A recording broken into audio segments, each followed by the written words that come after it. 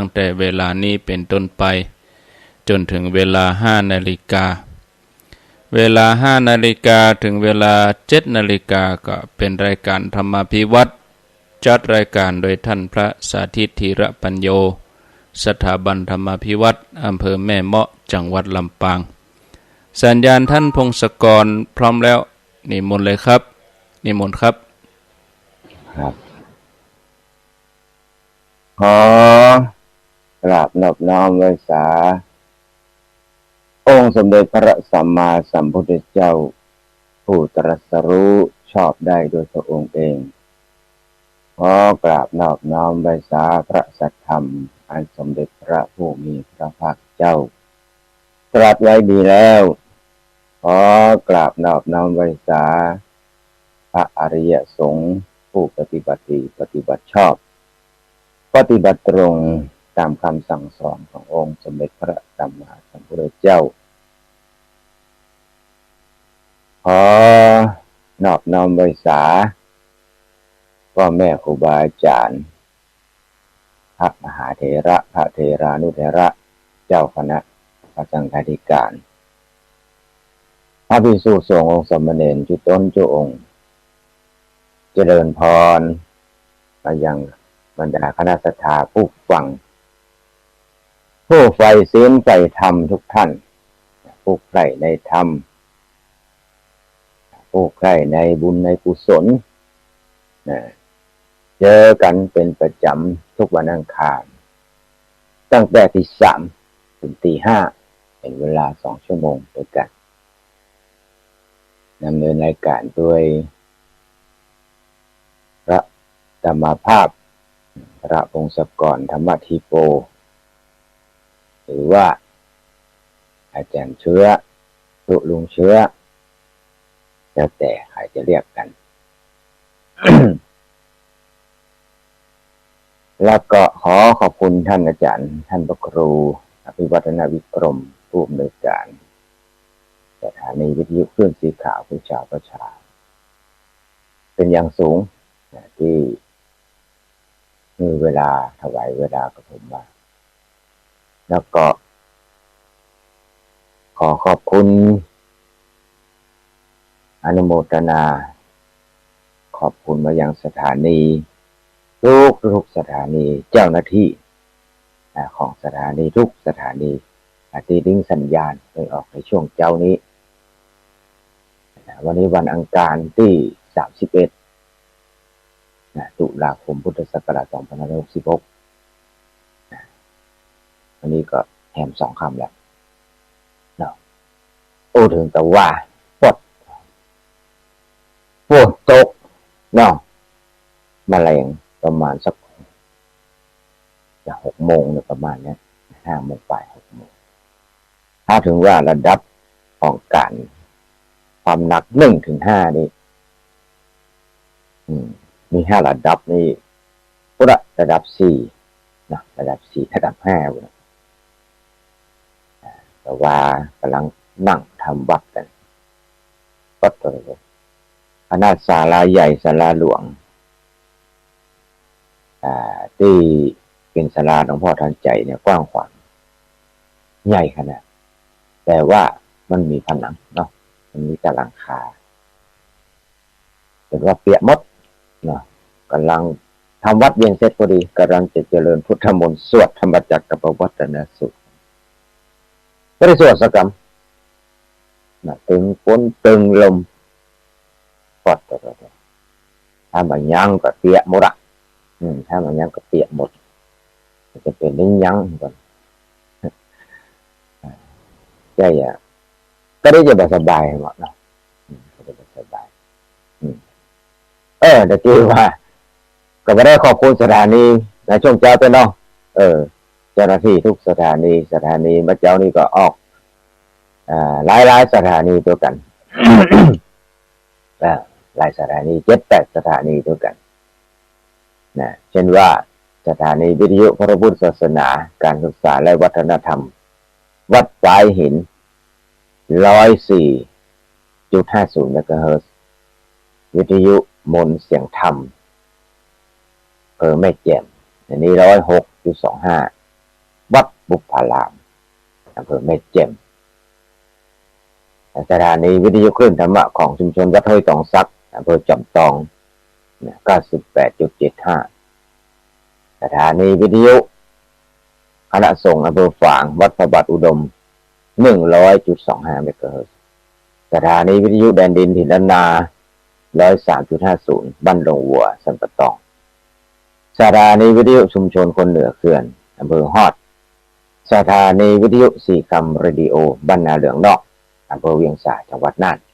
แล้วก็สถานีวิทยุมจร.ลำปางประมาณ100 เมกะเฮิรตซ์แล้วไม่แน่ใจ ประมาณ100 เมกะเฮิรตซ์อย่างนี้นะ ประมาณกับจำอะไรมันลืมไม่ได้จดไว้ไม่จดไว้มาใหม่อันนี้ลิงก์สัญญาณใหม่นี่แล้วก็นี่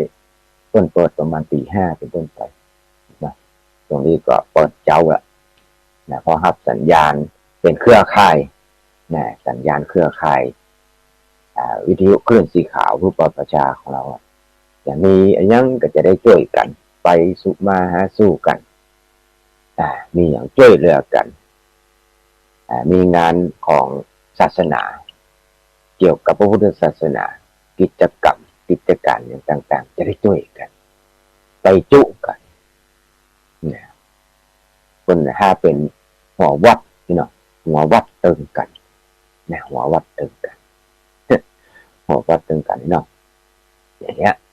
ดีแล้วจะได้เป็นปึ๊บแผ่นนี่อย่างก็ช่วยกันปกป้องการคุ้มครองรับภาระธุระของพุทธศาสนาเผยแผ่ธรรมะไปสู่คณะสัตยาผู้ฟังอันนี้แสดงถึงการมีส่วนร่วมมีเครือข่ายส่วนร่วมด้วยช่วยกันมีอย่างก็ช่วยกันมีงานก็ช่วยกันกิจกรรมทั้งพุทธศาสนาก็ช่วยกันนี่บ่ไกลกัน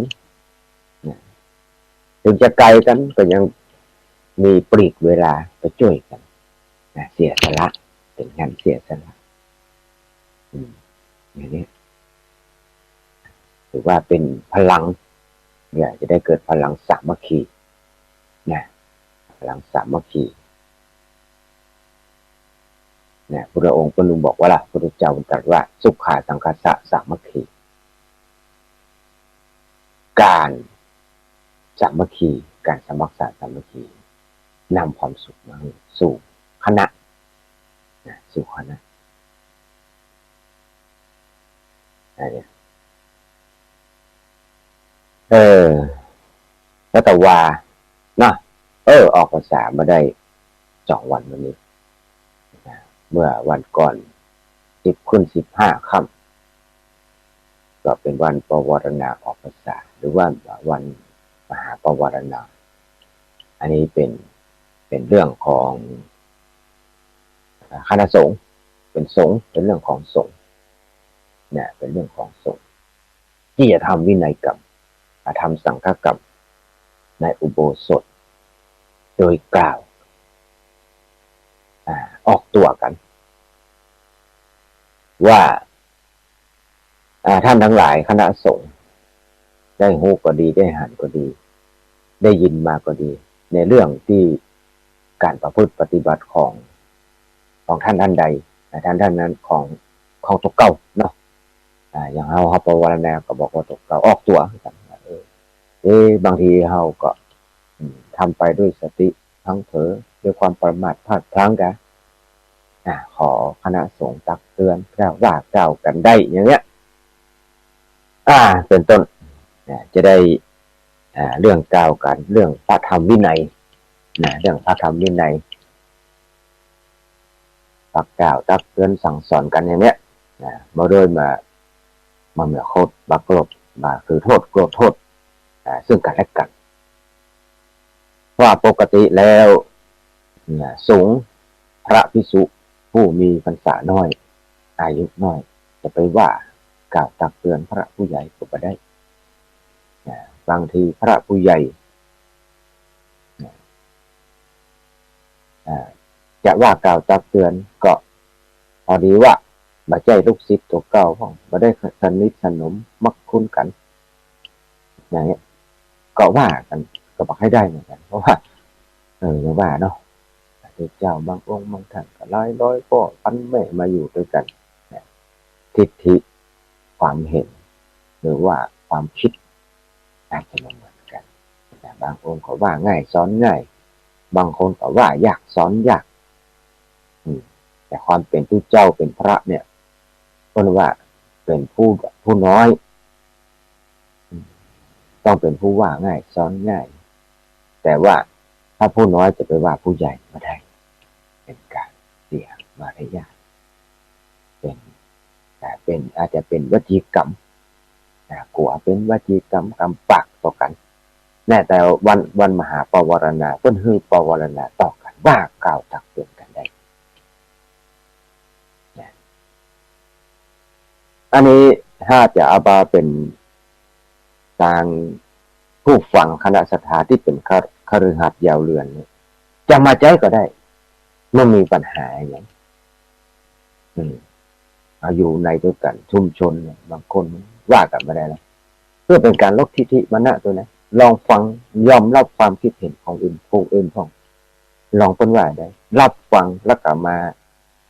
คิดพิจารณาแก้ไขมาแก้ไขนะมันจะมาโต้ตอบมันจะมาเถียง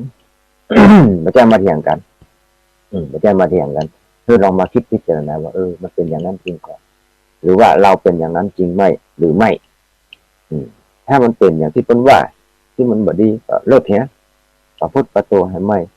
แต่ว่าถ้าเพิ่นว่ามานั้นอาจจะบ่ถูกต้อง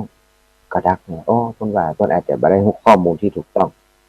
หรือว่าเพิ่นอาจจะบ่ได้รู้ความจริงคนเฮาในใจกันใจแต่ละบุคคลมันบ่เหมือนกันใครมาสามารถที่จะรู้จิตใจของผู้อื่นได้มันอาจจะล่วงรู้ความคิดหรือว่าทิฏฐิความเห็นของผู้อื่นได้นอกจากเห็นจากภายนอกแล้วอ่านจากภายนอกแต่ว่าเมื่อวันออกพรรษานี่อาจจะมาใจก็ได้จะมาใจกับญาติโยมจะมาใจก็ได้พ่อแม่ลองเปิดใจหรือว่าผัว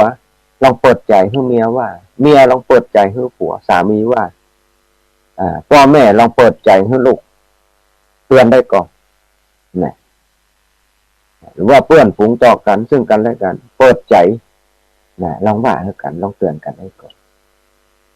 ผู้รักผู้ใหญ่ผู้ปกครองผู้ร่วงผู้ใหญ่บ้านผู้ปกครองหัวหน้าว่ากล่าวตักเตือนลูกน้องอาจจะว่าให้หัวหน้าได้ก่อนเตือนหัวหน้าได้ก่อนบางทีหัวหน้านี่ไม่ได้หรอกคนเป็นหัวหน้างานหรือว่าถ้าว่าเอาของทุกเจ้าใจได้เหมือนกันมาเปรียบเทียบใช้ได้คณะสงฆ์คนว่ากล่าวตักเตือนกันได้เนาะเนี่ยปวารณาต่อกันมาถือโทษต่อกันอดโทษซึ่งกันและกันในวันนั้นแล้วก็ขอสุมากันคารวะกันเรียบร้อยเลยภายในวันนั้นว่ากันเสร็จเรียบร้อยก็สุมากันนะที่หูก็ดีบ่หูก็ดีตอนหน้าหลังก็ดีหูเท่าประถึงกันก็ดีอย่างเนี้ยโดยกายกรรมวจีกรรมมโนกรรมซึ่งกันและกันกายกรรมก็อย่างที่เราการกระทำที่ออกจากร่างกาย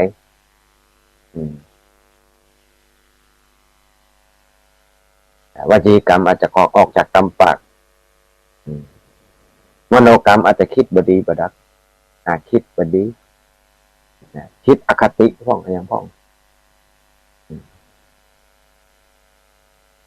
อย่างเงี้ยมันโดยกายกรรมวจีกรรมมโนกรรม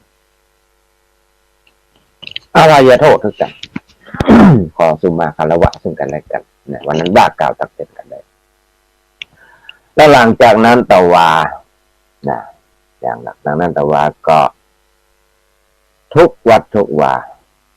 ก็มีการหลังจากออกพรรษา15 ค่ำออกพรรษาเรียบร้อยแล้ว ก็มีการตักบาตรเทโวโลหณะกันนะตักบาตรเทโวอันนี้เป็นธรรมเนียมเป็นประเพณีที่ของชาวพุทธนะที่ได้ทำตามมาจาก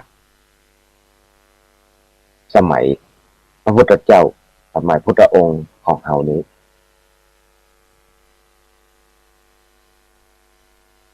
มีตำนานเล่าว่าได้พรรษาที่7หลังจากที่องค์สมเด็จพระสัมมาสัมพุทธเจ้าตรัสรู้แล้วองค์สมเด็จพระสัมมาสัมพุทธเจ้าได้เสด็จไปทรงจำพรรษาบนสวรรค์จันดาวดึงส์และก็ทรงแสดงพระอภิธรรมเทศนาอภิธรรมโปรดพระพุทธมารดาพร้อมทั้งเทวดาทั้งหลายด้วยก็ครั้นสิ้นสุดพรรษาแล้วในวันมหาปวารณาก็คือวันขึ้น15 ค่ำที่เรียกว่าวันออกพรรษานี่ละพระองค์ก็เสด็จมาจากสวรรค์ชั้นดาวดึงส์ลงมาสู่มนุษย์สู่มนุษย์โลกที่เมืองสังกัสสะ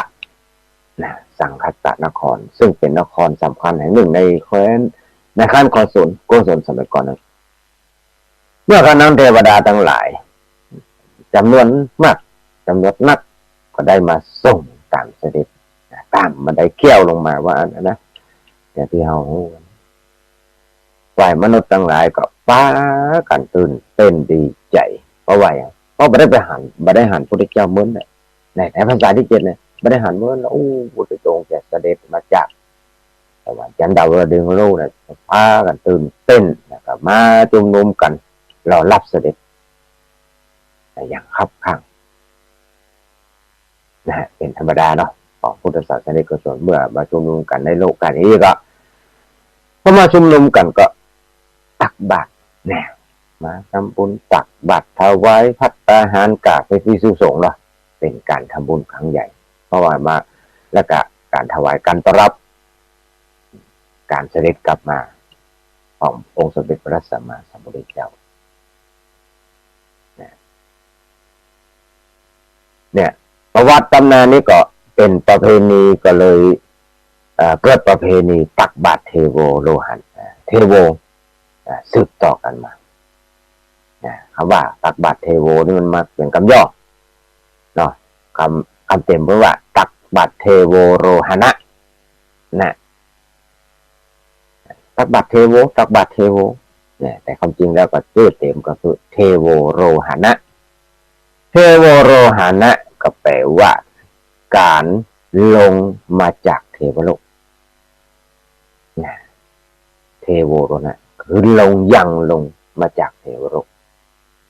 ซึ่งการที่องค์สมเด็จพระสัมมาสัมพุทธเจ้าเสด็จลงจากสวรรค์จากประวัติตำนานที่เล่ากันมาแล้วเนี่ยตักบาตรเทโวก็เลยหมายถึงการตักบาตรเนื่องในการที่องค์สมเด็จพระสัมมาสัมพุทธเจ้าเสด็จลงมาจากเทวโลกจะเห็นได้ว่าในพิธีการตักบาตรเทโวเนี่ยจะมีการต้นเอาพระพุทธรูปประดิษฐานอยู่ตรงหน้าเนาะแต่ว่าก็เหมือนกันต้นเอาพระพุทธเจ้าปางยืนปางประทานพรนะปางยืนลากจักนำแน่ไป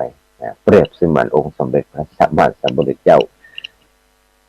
นำแน่มาเสด็จลงมาจากสวรรค์อย่างเงี้ยแล้วก็พระเจ้าตะวาก็ตั้งแถวกันละพวกเราตะวานี่ก็คณะสงฆ์อำเภอเดินหล่อเนี่ยก็ไปจัดงานกันที่วัดพระธาตุดอยน้อยวัดพระธาตุดอยน้อยโดยการอุปถัมภ์โดยประธานสงฆ์คือหลวงพ่อพระครูสาธุกิจนันท์รักษาการเจ้าอำเภอดอยหล่อเป็นเจ้าวาดวัดพระธาตุดอยน้อยตัวอย่างที่จะมาวันก่อนพระธาตุดอยน้อยนี่เป็นอยู่ตั้งอยู่บนเนินเขาเนินดอย สูงพอสมควรโดดอยู่ริมแม่น้ำปิงนะมันจะเป็นเทือกเขามันจะเป็นม่อนหลายๆลูกไปใจเป็นม่อนเดียวน่ะสูงต้องเด้งขึ้นไปโผล่ขึ้นไปริมแม่น้ำวัดพระธาตุน้อยนี่ก็สร้างในสมัยเจ้าแม่จามเทวีละนะแต่ครั้งนั้นก็ที่จะมาสร้างเมืองหาริพุนชัยที่มาอยู่หาริพุนชัยท่านเสด็จลงมาก็มาพักตรงนั้นก็มาสร้างวัดตรงนี้นะมันว่า1,300 กว่าปีนี่แหละว่าเถอะนะวัดพระธาตุเจ้าโดยน้อยนี่แหละสูงพอสมควรขั้นใดนี่ก็หลายร้อยขั้นเหมือนกันนะคือเจ้าก็เสร็จเตียวลงมารับบาตรข้างนอกข้างล่าง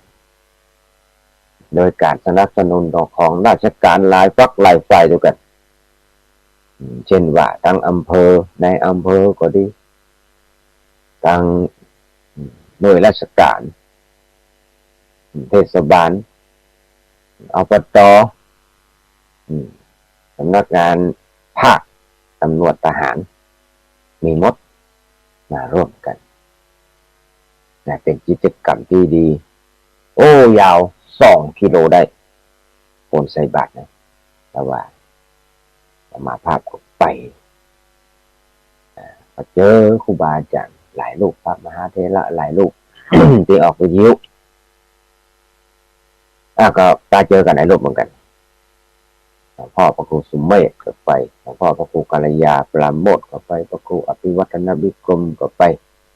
พระครูวรธรรมนาถก็ไปเป็นลุงนั่นลุงยองนะเป็นโฆษกอยู่หรือว่าอาจารย์มหาสมชาติก็ไปตักบาตร108 ลูกมาได้หารจากกัน มาได้นับเนาะอาจจะถึงหรือไม่ถึงสมมุติว่า108 ลูกกันแล้วกัน ม่อนเจอได้เกินตังแล้วนะสวดตาดไปก่อนแล้วไปลุงเมาละเตียวเข้าได้สักกิโลเลยเนาะสวดตาดไหวแล้วให้เจ็บแข้งเลยปวดขานี่ปุ๊บภาพละตักใส่2-3 โคนก็เต็มละเนาะโคนนักโคตรนักหนาปานว่าเป็นประเพณีที่ควรอนุรักษ์ไว้ควรอนุรักษ์ควรรักษาก็ทำมาเป็นที่ปี24แล้วเนี่ยปีที่24ปีหน้าเจอกันเห็นก็ได้ดีแล้วฝนมันตกมาปัดต่อดีไงแมลงตกนะมันตกแมลงเนี่ยเจ้าว่าตะกี้เนี่ยระดับ4ระดับ5คนน่ะลงมาก็เดียวบึ้งแล้วจากนั้นก็ค่อยๆทยอยมาเจอต้นมะเจ้าเนี่ยตอนนี้ก็ยังซิๆอยู่เนี่ยฝนตกมัดอยู่ทั้งคืนคนอยู่ตัววานี่คนอยู่ใกล้ห้วยใกล้ดอยนี่ก็ระมัดระวังเลยแล้วกันฝนตกอย่างหนักคงจะตกทั่วถึงนะเนาะบรรดาคณะสดาผู้ฟังนะครับตกคงจะตกทั่วถึงเอาละอันนี้ก็เลยการตักบาตรเทโวนี่ก็เลยเป็นประเพณีเป็นพิธีเนาะเป็นพิธีการอย่างหนึ่งโดยเฉพาะเป็นพิธีการโดยหนึ่งโดยเฉพาะการตักบาตรเทโวนี่จึงเป็นพิธีเป็นเครื่องหมายของการออกพรรษาการตักบาตรเทโวก็ได้ออกพรรษาแล้ว1 วันนะจ๊ะ1 ค่ำแล้ว1 ค่ำเป็นเครื่องหมายละเป็นเครื่องหมายของการออกพรรษาเนาะสำหรับคนทั่วไปการตักบาตรเทโวนี่ก็มันบ่งบอกถึงความหมายลึกซึ้งมันกันนะหมายลึกซึ้งแบบไหนมันจะแบบมีกระดานนะหมายถึงการที่องค์สมเด็จพระสัมมาสัมพุทธเจ้าเสด็จกลับคืนสู่โลกมนุษย์คือการที่มนุษย์ทั้งหลายได้ต้อนรับพระองค์ติดมานี่นะในระหว่างพรรษานั้นนะพรรษาที่7นะองค์สมเด็จพระสัมมาสัมพุทธเจ้าเสด็จปลีกพระองค์ไปปฏิบัติพุทธกิจอย่างใดอย่างหนึ่งที่ใดก็ได้แก้ชุมชนใดโดยเฉพาะก็ตามเนี่ยเมื่อออกพรรษาแล้วพระองค์ก็เสด็จมาบำเพ็ญพุทธกิจในหมู่คนทั่วไปแหมคนตั้งหลายก็ได้ไปเฝ้าเนาะได้เฝ้าพระพุทธเจ้า แต่ว่าเขาก็เปรียบเสมือนเขาจะได้ไปเฝ้าพระพุทธเจ้าเหมือนกันนะ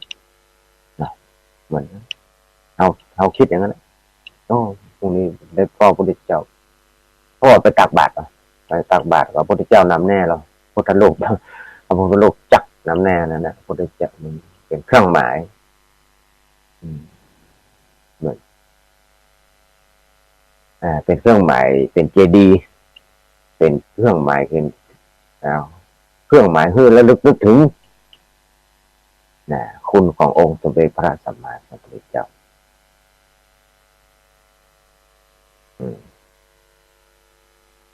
แล้วก็อันเนี้ยเมื่อพุทธองค์ตอนเข้าภาษานี่ต้องกับบัตรเสด็จไปไหนเนาะไปจะจำภาษาสมัยนั้นนะพอออกภาษาแล้วก็เพิ่งจะเดินเตะสันถีไปคุณว่าถ้าภาษาเมืองเขาว่าเพิ่งไปเดินเตะสันถีไปโปรดท่านโปรดนี่โปรดประชาชนทั่วไปหมู่เฮาท่านใดจะได้เฝ้าเนี่ยสมัยนั้นโน้ถึงสมัยนั้นนะก็เลยว่า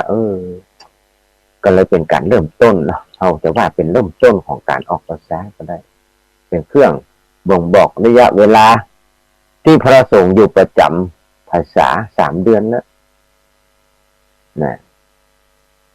จะได้เดินทางไปหันไปนี่ก็ได้จะได้ปกติแล้วจำภาษาได้ไม่รู้ไปไหนแล้วช่วงนี้ก็ไปหันไปนี่ไปนอนทั้งคืนที่ไหนก็ได้ละว่าอันจะ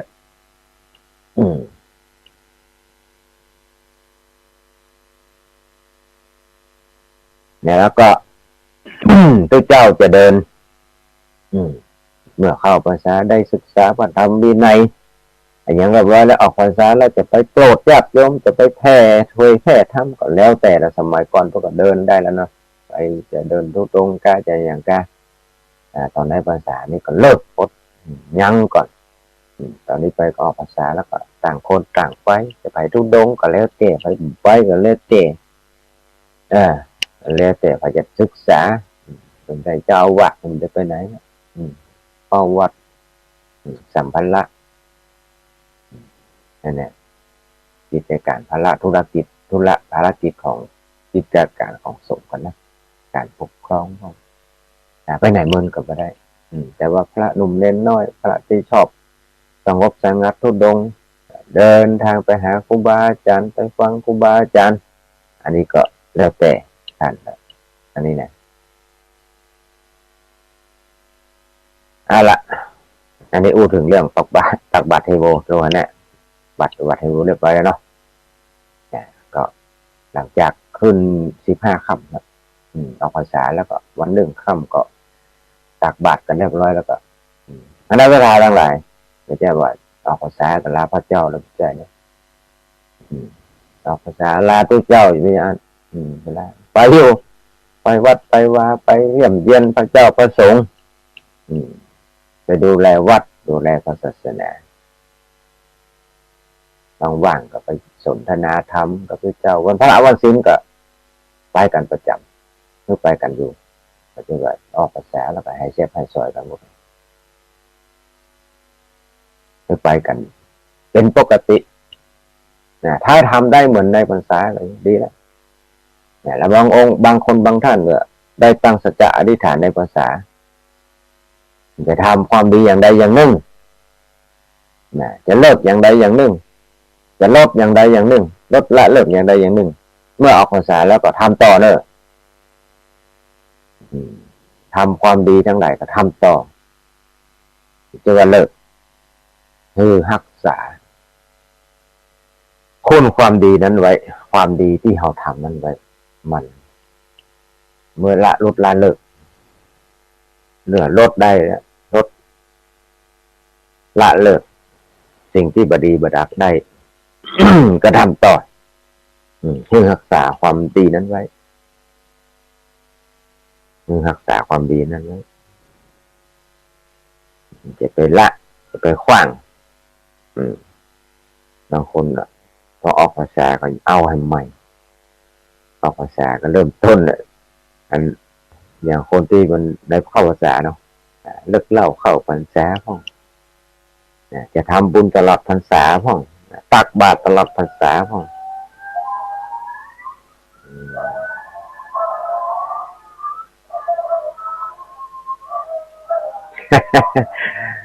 เอออ่ะเสียงระฆังออกในเสียงระฆังกับแหมนี่มันเป็นนี่กันนะมันเขาเรียกว่าเสียงประสาทมันเข้าหูมันเสียงระฆังมันเข้าหูมันแสบแก้วหูเฮาธรรมดา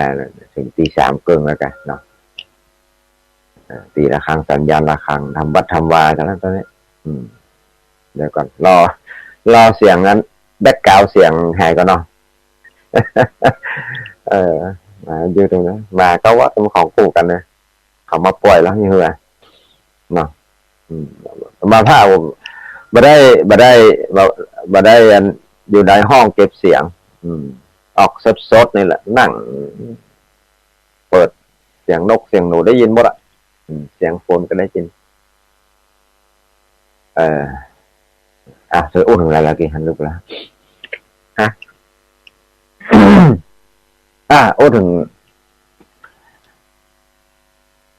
ถัดไปวัดก็ตักบาตรทำบุญตักบาตรทำความดีก็ทำกันต่อไปแต่อาจจะลดลงหน่อยก็เป็นอย่าง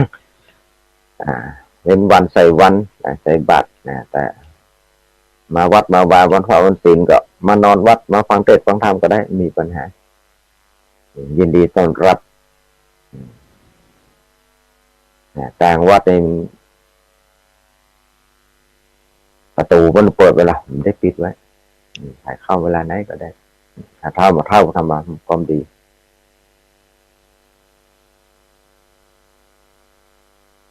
มาฟังเทศน์ฟังธรรมมาสนทนาธรรมกับตัวเจ้าจะได้บังง่อมบังเหงาถ้าหายเสียตัวเจ้าก็จะหายเหมือนกันอย่างนี้เนาะฟ้องไปดูตัวเจ้าเลยมีเข็มไหนรักษากันไว้ดีๆรักษากันไว้ดีๆเอาละออกภาษาแล้ววันก่อน บลักกัดเก็บไปได้เป็นครึ่งชั่วโมงไปแล้วเอาละเข้าเรื่องของวันก่อนนะเอาเรื่องของวันก่อนเนี่ยเวลาชั่วโมงครึ่งเข้าเรื่องของวันก่อนสมาภาพได้อู้ถึงเรื่องพระยาปัตตนคราชพระยาเอลกะปัตตนคราชนะที่อะไรก็ที่ได้เล่าวันอังคารก่อนเล่านิทานนี่ก็ต้องมีแฝงด้วยธรรมะนะแฝงด้วยปริศนาธรรมจะได้เกิดประโยชน์ แก่บรรดาคณะผู้ฟัง เอาละขอสมาสุภาพตัวนั้นให้มันไปเตยเนาะเป็นอย่างนั้นสมาพอกันพระยาเอลกะปัตตนคราชเนี่ยตอนแรกจริงๆก็เป็นมนุษย์ก็อยากจะมาบวชเป็นตุเจ้าจะบวชอยากเป็นมนุษย์อยากจะบวชในพุทธศาสนานะในสมัยพระกัสสปะพระพุทธเจ้าเลยนะพระพุทธเจ้าองค์นี้นะพระพุทธเจ้าองค์ก่อนๆชื่อว่าพระกัสสปะสัมมาสัมพุทธเจ้ามีมนุษย์คนหนึ่งอยากบวชในพุทธศาสนาเมื่อบวชแล้วมีความมุ่งมั่นตั้งใจจะประพฤติปฏิบัติธรรมเมื่อบวชแล้วก็เลยอยากจะนำต่อตัวตนออกจากทุกข์นะออกจากวัฏสงสารเนี่ยบวชแล้วก็เลยเข้าปลีกวิเวกมาเลยก็เลยนั่งเรือไปขณะนั่งเรือนั้น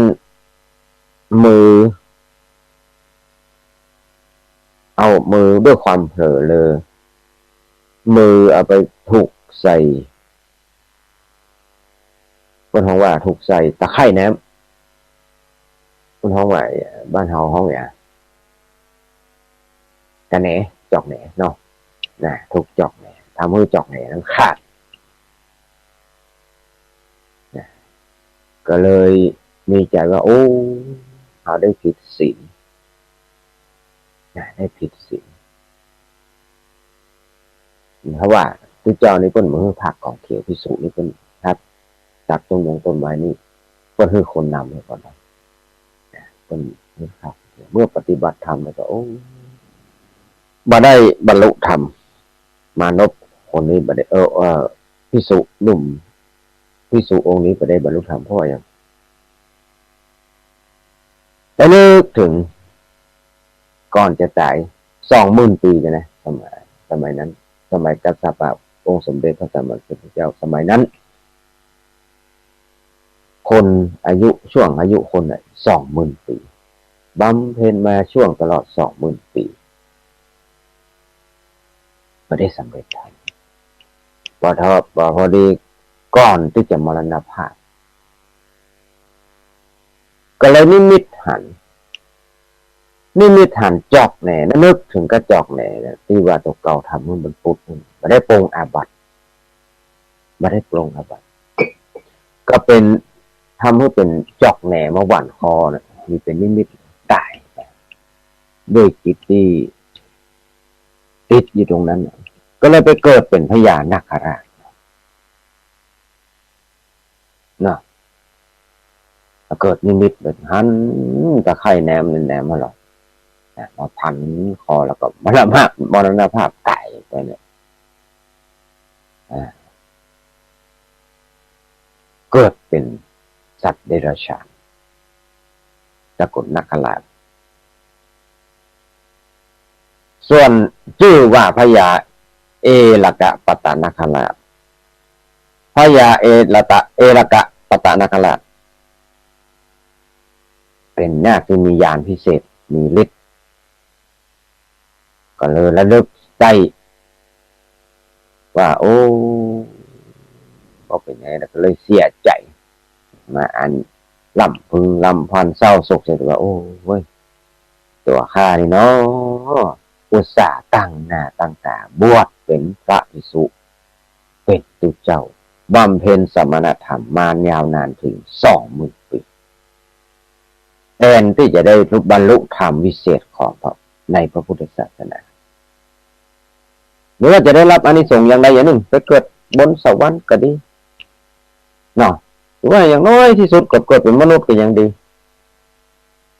แต่ว่านี่กรรมอย่างแน่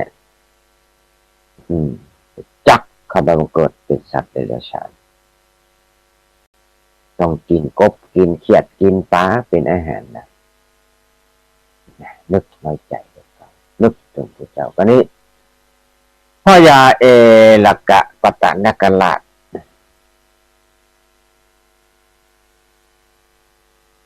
เจ้าโศกเสียใจแต่ว่ามีลูกชื่อนางมารวิกาเนี่ยมานวิกาธิดามีบุตรสาวชื่อว่านางมานวิกานาคราชก็ด้วยที่เคยอดีตชาติเคยเป็นพระเป็นผู้เจ้าเป็นภิกษุเคยได้ฟังเทศน์ฟังธรรมขององค์สมเด็จพระสัมมาสัมพุทธเจ้าพอไปกำเนิดเกิดเป็นสัตว์เดรัจฉานเกิดเป็นพญานาคราชอยากจะฟังธรรมมีจิตใจที่จะให้ฟังธรรมขององค์สมเด็จพระสัมมาสัมพุทธเจ้าอยากให้เจอเนี่ยก็เลยบอกให้ลูกสาวตัวเก่าเนี่ยมาฮ้องเพลง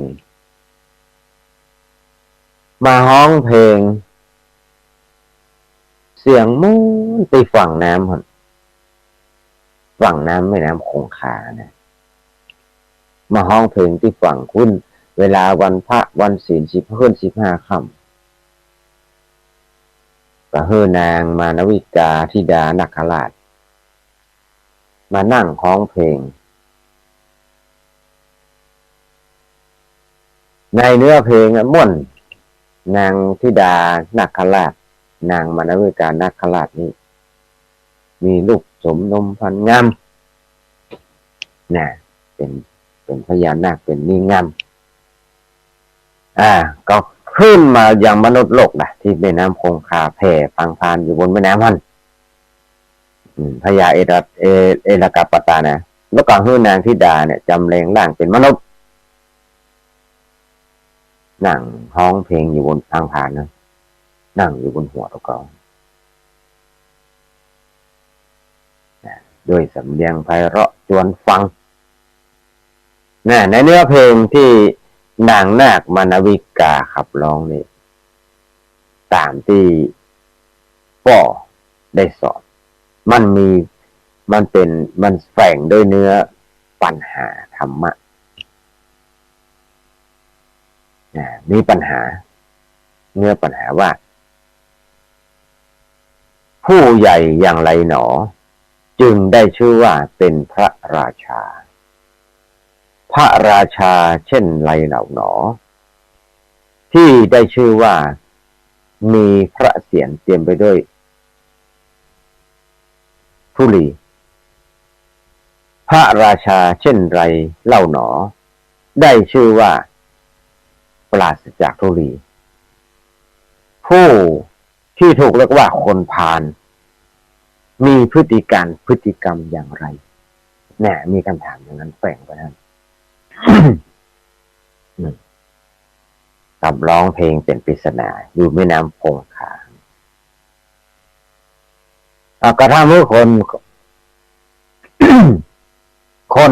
สมัยนั้นต่างปากันมาชมมาพ่อเพราะว่านางมานวิกาธิดาลักขลักมีลูกงามเสียงก็ม่วนแต่ก็มามีภัยที่สามารถแก้อัตถะปริศนาในเนื้อเพลงนั้นได้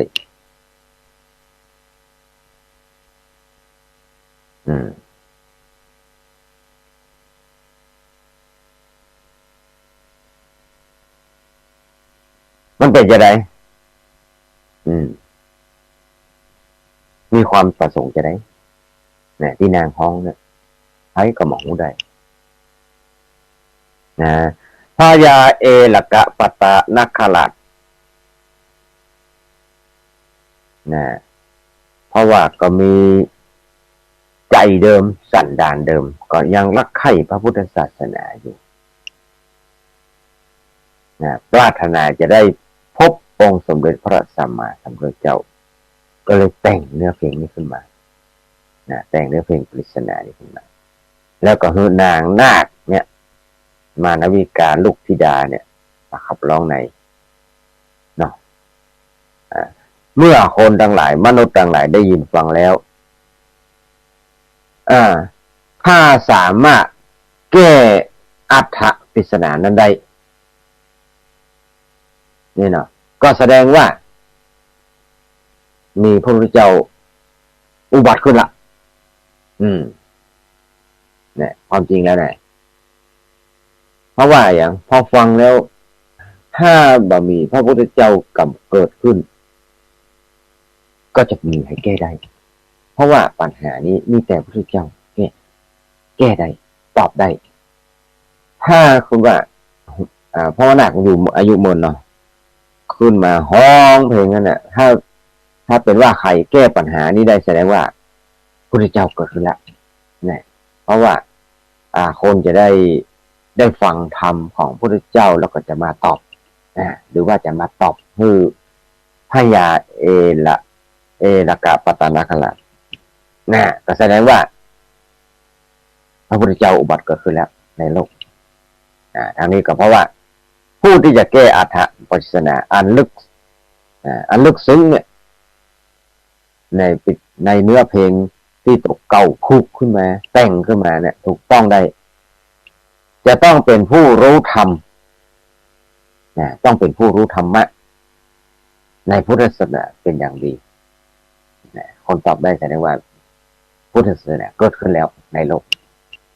แสดงว่าอันนั้นเนาะ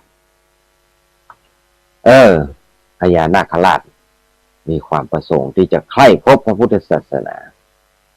ก็เลยอุตส่าห์แต่งเก่งแล้วก็ฮือลูกตัวเก่ามาฮ้องอยู่แม่น้ำคงคาเป็นเวลาเมินต่อใดคือเมิน1 พุทธันดรปัดต่อฮ้องนี่นะหมายถึงว่าฮ้องวัน2 วันนะ มาฮ้องทุกวันพระเนี่ย15 ค่ำเนี่ยเป็นเวลา1 พุทธันดรอารังคณาสดาผู้ฟังทั้งหลาย1 พุทธันดรหมายถึงจะไดเนี่ยเหมือนบ่ไดก็ก้าวกับพุทธเจ้าองค์หนึ่งไปสู่พุทธเจ้าองค์หนึ่งมันจะได้หมดหรือว่าอย่างเงี้ยถ้าเปรียบเทียบอย่างจากพุทธเจ้าโคตมะของเฮานี่พุ่นน่ะมาถึงพระพุทธเจ้าสี่อริยเมตไตรจะมาอุบัติเกิดขึ้นในโลกพุ่นน่ะ1เนี่ยนั่นคุณว่า1 พุทธันดร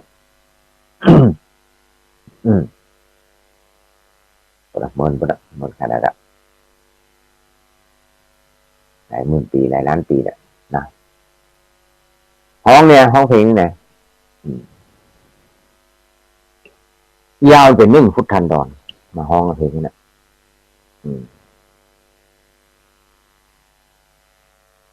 จามุนก็ไม่มีไผที่สามารถจะแก้ ปริศนาเนื้อเพลงนั้นได้จนจวบถึงสมัยพระพุทธเจ้าของเฮานี้ชื่อว่าสี่สักยมุนีบรมครูแห่งเราทั้งหลายเนี่ยจนถึงเนี่ยพระเจ้าพุทธกัสสปะเนี่ยต้นบวชในสมัยพระเจ้ากัสสปะจนมาถึงพระพุทธเจ้าของเฮาเนี่ยดอกพญานางมานวิการ้องเพลงมานี่แหละ1 พุทธันดรเมื่อพระศรีสักยมุนีโคตมะบรมครูของเฮาทั้งหลายได้ตรัสเป็นพระสัมมาสัมพุทธเจ้าแล้ววันหนึ่งในสมัยใกล้แจ้งพระองค์ก็พระพุทธเจ้าเขาก็ตรวจดูแล้วเนาะตรวจดูอุปนิสัยของสัตว์โลกทั้งหลายจะได้เห็นมานพคนหนึ่งชื่อว่าอุตรมานพอุตรมานพเป็นผู้มีอุปนิสัยแก่สมควรแก่การที่ได้บรรลุพระโสดาปัตติผลพอเข้าข่ายเนี่ยอุตรมานพจะได้มีอุปนิสัยจะเป็นพระโสดาบันนะลูกเนี่ยพระอริยเจ้าขั้นบุคคลนะอริยบุคคลขั้นแรกเนี่ยเพราะว่าถ้าองค์สมเด็จพระสัมมาสัมพุทธเจ้าจะไปโปรดคณะญาติโยมทั้งหลายเนี่ยก็จะได้แค่ไปถึงแค่โสดาบันนั่นแหละถ้าสูงกว่านั้นต้องบวชนะต้องบวชเป็นพระเจ้าสูงเป็นอนาคาอรหันต์แล้วต้องบวชแต่ว่าญาติโยมชาติประชาชนสมัยนั้นท่านพระพุทธเจ้าจะไปโปรดอย่างเช่นว่านางวิสาขาพระเจ้าพิมพิสารก็สมัยนั้นก็จะบรรลุโสดาบันได้บรรลุธรรมก็เลยอุตรมานพเข้ามาในเครือข่ายวันนี้ก็เลยหันอุตรมานพละวันนี้เป็นวันอุโบสถขึ้น15 ค่ำซึ่งเป็นวันที่พญาเอลกะปัตตนคราชขึ้นมานาคพิภพโดยพร้อมโดยลูกธิดานางมานวิกาธิดาแล้วก็ฮึธิดาตัวเก่าเนี่ยครับร้องเพลงอยู่แม่น้ำคงคาก็มีคนต่างหลายไปดูไปพ้องไปฟังเป็นจำนวนมากในบรรดาคนหมู่นั้นมานพพูดเนี่ยชื่อว่าอุตรมานพเนี่ยอุตรมานพหรือว่าอุดรมานพก็ได้อุตรมานพได้ฟังธรรมะได้ฟังธรรมเทศนาของเราตถาคตแล้วก็จะได้เป็นพระโสดาบันอริยบุคคลแล้วก็จะเอานำคาถาเอาคาถาแห่งพุทธเจ้าของเขาเนี่ยไปแก้เพลงครับแห่งนางนาคมานวิกาหั่นพญาเอลกาปตะนคราชอยู่ในน้ำมันพอได้ฟังได้ยินคาถาที่อันนี้ก็จะได้รู้ว่าพ ระพุทธเจ้าบังเกิดขึ้นแล้วในโลกแล้วก็จักดีใจแล้วก็จะมาสู่จะได้มาเฝ้า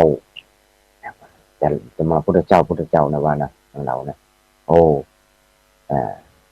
พอในอวสานกรรมฐานนี่สมัยนั้นก็จะคนก็จะได้ฟังธรรมะเป็นจำนวนมากเนี่ยพระเจ้าลำพึงอย่างนั้นเข้าในข่ายแล้วโอ้อุตรมนกเข้ามาในข่ายแล้วรู้นะอุตรมนกเข้ามาข่ายแล้วก็จะเอาวันพอได้ฟังธรรมเขาแล้วเสร็จเรียบร้อยแล้วก็จะไปแก้ปัญหาจะได้ไปแก้ปัญหาของพญานาคราชได้แล้วก็จะได้พอพญานาคราชมาพอพญานาคราชมาฟังแล้วก็จะได้เทศนาธรรมจะได้เป็นประโยชน์กับคนทั้งหลายจะได้ฟังธรรมแน่ขององค์สมเด็จพระสัมมาสัมพุทธเจ้าก็เลยพระเจ้าก็เลยไปดักจะได้ไปดักแน่ไปดักแน่ดักแน่อุตรมนกเนี่ยดักแน่ก่อนที่จะไปมนกที่จะไปที่แม่น้ำคงคาเพราะว่าอุตรมนกก็จะไปพอนางแนกเหมือนกัน ได้ยินคำล่ำลือมาแนกมาห้องเพลงกันเนาะพอได้ยินนางแนกแง้มมาเนี่ยอุตรมนกเองไข่หันเหมือนกันก็เลยจะไปฟังเพลงที่ว่าคนหนุ่มละเป็นบ่าวเนาะเป็นบ่าวเลยก็เลยพระพุทธเจ้าเลยไปดักแน่ไปจะปริโภคอุตรมนกก็เลยไปตักเลยไปหาอุตรมนกว่าอุตระเธอจงแวะมานี่ก่อนว่าเนี่ยพระพุทธเจ้าตรัสห้องอุตรม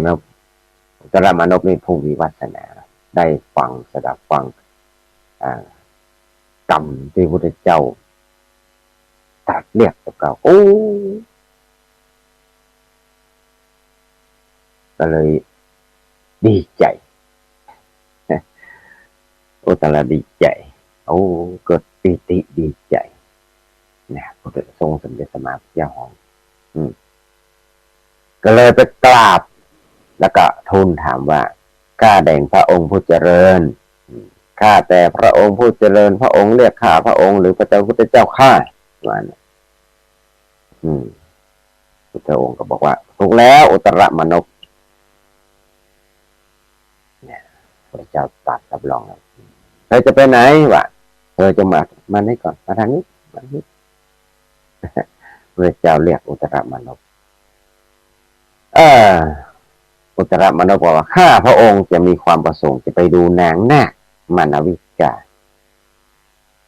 ที่มาขับร้องเพลงอยู่ที่แม่น้ำพังควาในวันนี้พระเจ้าข้าอุตรมนกตอบพระเจ้าถ้าเช่นนั้นเธอจงตั้งใจเรียนคาถานี้ให้ดีแล้วก็เอานำคาถานี้ไปแก้เพลงอันเป็นอัฏฐปริศนาธรรมแห่งนางนาคมานวิกานั้นก่อนแล้วจึงค่อยเดินฟังไปเนี่ยมาฟังธรรมนี้ก่อนมาฟังนี้มานี้เขาจะสอนคาถาแน่พระเจ้าบอกมาที่ก่อนอันไหนมาตั้งใจเรียนเอาคาถานี้ไปเนี่ยคาถาที่จะไปแก้เนี่ยนางปัญหาปริศนาธรรมเนี่ยเมื่อพระพุทธเจ้าเฮาพระศาสดาพระบรมศาสดาตรัสอย่างนี้แล้วก็ทรงสอนให้อุตรมนกนั้นได้เฮียนเอาพระคาถาสำหรับแก้อัฏฐปริศนาที่พญานาคราชปลุกไว้แล้วก็จำขึ้นใจในขณะที่ตั้งสติกำหนดตั้งใจเฮียนคาถาฟังพระคาถาของพระพุทธเจ้าตรัสอยู่นั้นพอจบพระคาถาอุตรมนกก็บรรลุโสดาปฏิผลให้นั่นเองอันนี้จะมาอู้ถึงเดี๋ยวจะไปแก้ปัญหานี้ทีหลังเนาะก็เดี๋ยวมันจะยาวเอาไปแก้ลวกถึงที่จะไปแก้ปัญหาพญานาคราชคนเลยฟังคาถานี้เป็นจะได้เห็นคำตอบนี่นะคาถาเนี่ยที่จะไปแก้พญานาคราชเนี่ย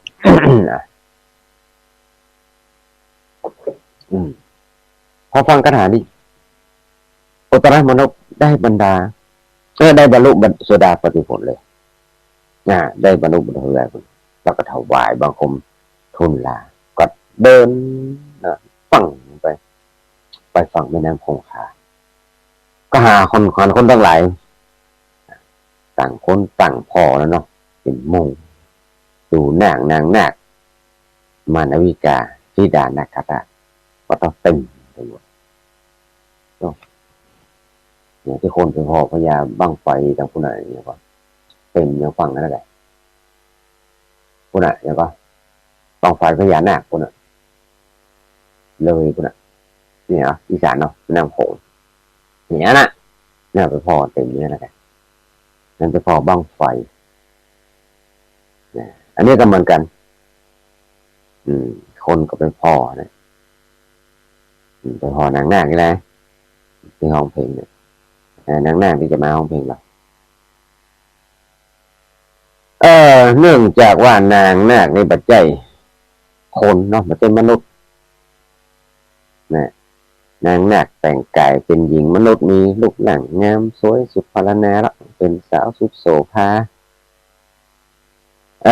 ขับร้องเพลงด้วยสำเนียงไพเราะสนอหูแล้วก็พร้อมกันนั้นก็ยังว่าฟ้อนตัวไล่ลำด้วยหน้าตะลีลาอ่อนช้อยน่าจะดูน่าชมโอ้เมื่ออุตรมานพผู้ได้เห็นแล้วก็ได้คาถาดีจากพระพุทธเจ้าได้คาถาดีจากองค์สมเด็จพระสัมมาสัมพุทธเจ้าเห็นคนตั้งไหนโอ้คนเต็มมันก็เลยก้าวกำโอกาสขึ้นมาก็เลยคนตั้งไหนว่าก็เลยบอกท่านทั้งหลายท่านทั้งหลายท่านผู้เจริญทั้งหลายขอท่านทั้งหลายจงให้โอกาสแห่งข้าพเจ้าขอหลีกทางข้าพเจ้าเข้าไปใกล้ๆหน่อยบ่ได้ว่าเข้าไปนางแนกก็เนอะข้าตัวใกล้ๆคนมันนักเกินเนาะเข้าไปบ่ได้ขอไปใกล้ๆนางแนกนางมาริกาสักหน่อยเตอะว่านะเอาไปใกล้ๆหน่อยข้าพเจ้าจะแก้ปริศนาธรรมปริศนาเพลงของนางถ้าเพราะว่าเพลงนี้มันมีใครแก้มาหมดละมีใครแก้ได้มาหมดละอุตรมานพจะเอาคาถาที่พระเจ้าสอนไปแก้คนต่างหลายหันอุตรมานพกล่าวอย่างนั้นเนาะกับปากันหลีกทางฮือแหละหลีกทางฮือแล้วเมื่อไปถึงหิมฝั่งน้ำแล้วก็เดินลงน้ำเข้าไปถึงแค่เข่าเนี่ยเนาะลึกเลยไปถึงลึกน้ำแค่เข่าแล้วก็เลยนั่งอยู่ฟังนางนาคมานาวิกาเนี่ยนะธิดานาคราชคนงามเนี่ยแล้วก็ถามว่าเจ้าห้องเพลงอันอัฏฐปริศนาว่าอย่างไรพ้องวะนางนาคมานาวิกาก็เริ่มห้องเพลงล่ะครับเพลงอันเป็นปริศนาธรรมขึ้นใหม่นะมีใจความว่าผู้ใหญ่อย่างไรเล่าหนอจะได้ชื่อว่าเป็นพระราชาผู้ใหญ่เป็นผู้ใหญ่ในทวารทั้งอัน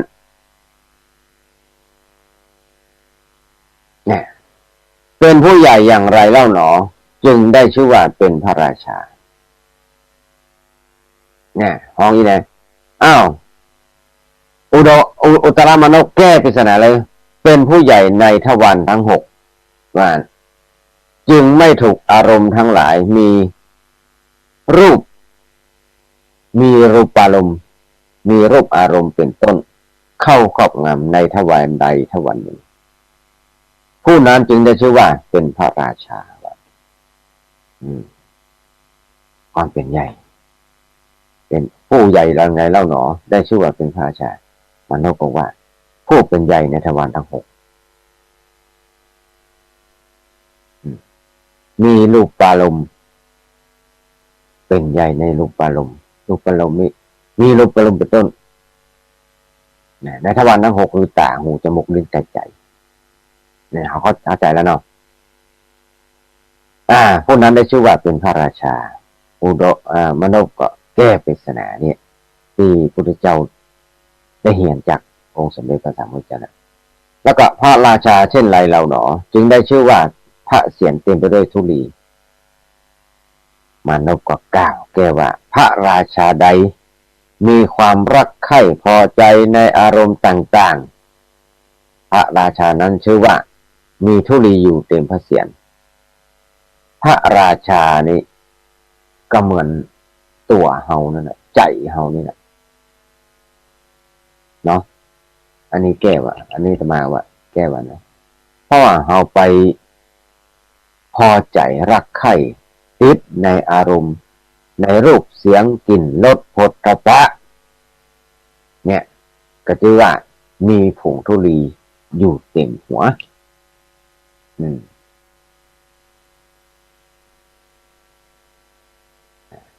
โอ้แก้โดยฉับพลันแล้วก็พระราชาเช่นไรหนอที่ได้ชื่อว่าปราศจากธุลีขี้ดินมานพก็ฮ้องเพลงตอบไปว่าพระราชาใดที่ไม่มีความรักใคร่พอใจในอารมณ์ต่างๆพระราชานั้นชื่อว่าปราศจากธุลีบนพระเศียร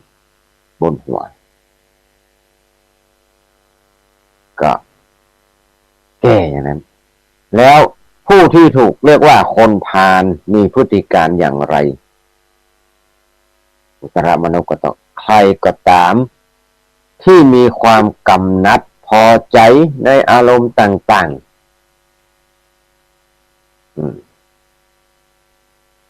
ใครก็ตามที่มีความกำหนัดพอใจในอารมณ์ต่างๆย่อมถูก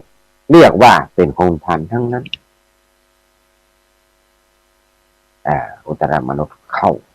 ก็แก้ปัญหาเนี่ยจริงแล้วก็นางนาคมานวิกาธิดาเนี่ยคนงามโสภานี่เนาะได้เฮียนเอาอัฏฐปริศนาของต่อตัวเก่าไว้สองตอนโดยประสงค์ว่าที่ผู้ใดจะมาแก้ตอนที่หนึ่งแล้วก็จะมาถามตอนที่สองต่อไปแต่ว่าตลอดชั่วพุทธันดรหนึ่งเนี่ยคนที่มาฟังที่ตัวเก่ามาฟ้อนอยู่นั่นแหละมามีภัยแก้ตอนที่หนึ่งได้เลยเนี่ยมันมีสองตอนความจริงแล้วมันมีสองตอนดังนั้นก็ยังบ่ได้อันนี้จ้ะ ก็ยังบ่ได้ถามตอนต่อไปจ้ะพอดีตอนนี้มันมีคนแก้ปัญหากรรมที่หนึ่งแล้วก็เลยฮ้องเพลงเป็นตอนที่สองครับที่ว่ามาตะกี้เนี่ยเป็นตอนที่หนึ่งก็เลยขณะตอนแรกนี่ยังไม่ให้แก้ได้เนาะในมนุษย์ก็ตอบตะแก้ไปตะกี้เนี่ย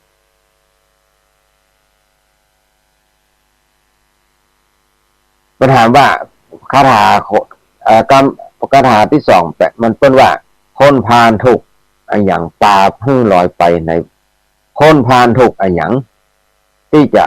พึ่งปลาลอยไปในวัฏสงสารอย่างมายุบยั้งบัณฑิตกำจัดตัดสิ่ง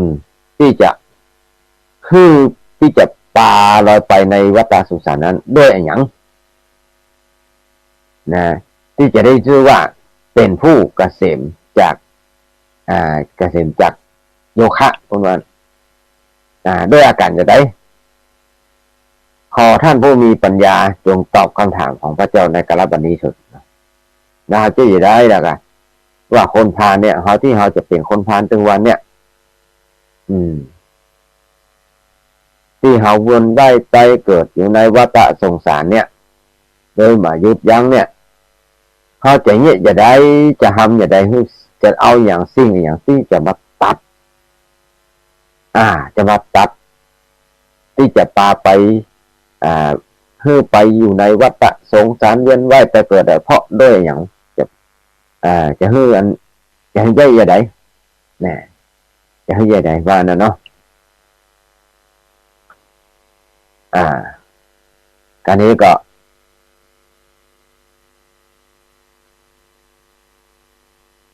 บุตรมนุษย์ตอบตอบปัญหาเลยว่าคนผ่านทั้งหลายย่อมถูกห่วงน้ำทั้งสี่ห่วงน้ำทั้งสี่คืออย่างมีกามเป็นต้นกับเนี่ยกามะเป็นต้นพัดพาให้ลอยไปในวัฏสงสารอย่างไม่หยุดยั้งบัณฑิตย่อมกำจัดตัดห่วงน้ำเนี่ยห่วงน้ำวัฏสงสารทั้งหลายที่จะพัดพาให้ลอยไปในวัฏสงสารได้ด้วยความพยายามอันถูกต้องและบุคคลที่ได้ชื่อว่าเป็นผู้มีความเกษมจากโยคะได้ก็เพราะว่าเป็นผู้มีจิตใจปราศจากโยคะทั้งหลายมีกามโยคะเป็นต้น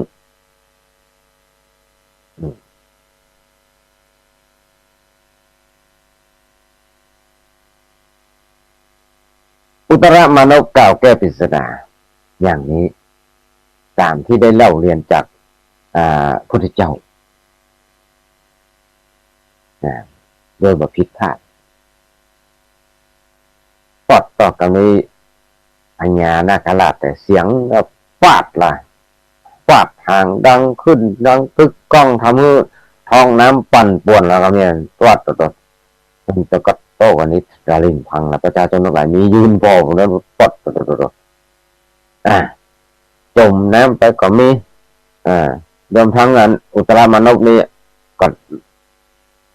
เพราะว่าเนี่ยน่าดีใจเนาะ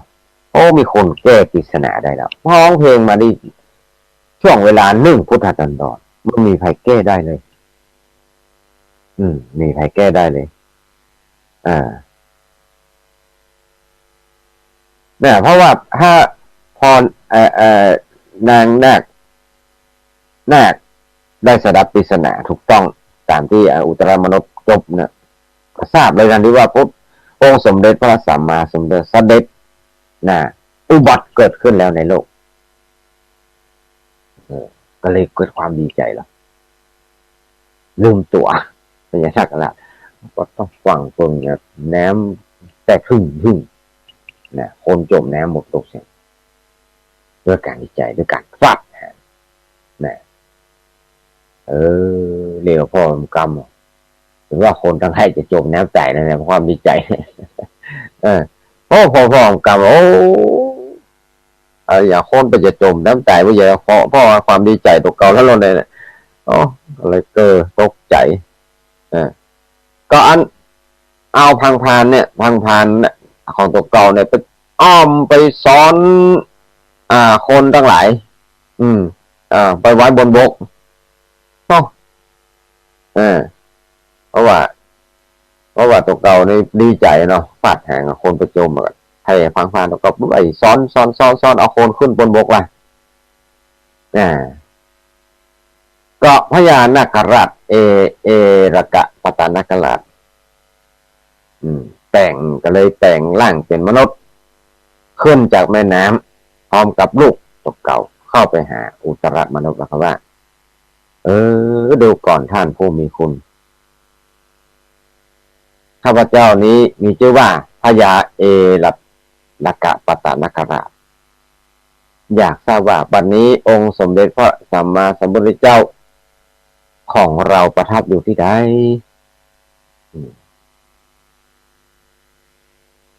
อุตรมานพตอบว่าข้าแต่พระองค์ผู้เจริญข้าแต่พระองค์สมเด็จพระสัมมาสัมพุทธเจ้าของเฮาบัดนี้ประทับอยู่ที่โคนต้นไม้แห่งหนึ่งบักไก่จากที่นี่เท่าไหร่บักไก่จากที่นี่ถ้าพระองค์มีราชประสงค์จะไปเฝ้าก็ฟังไปเถอะรีบไปเถิดพระเจ้าค่ะ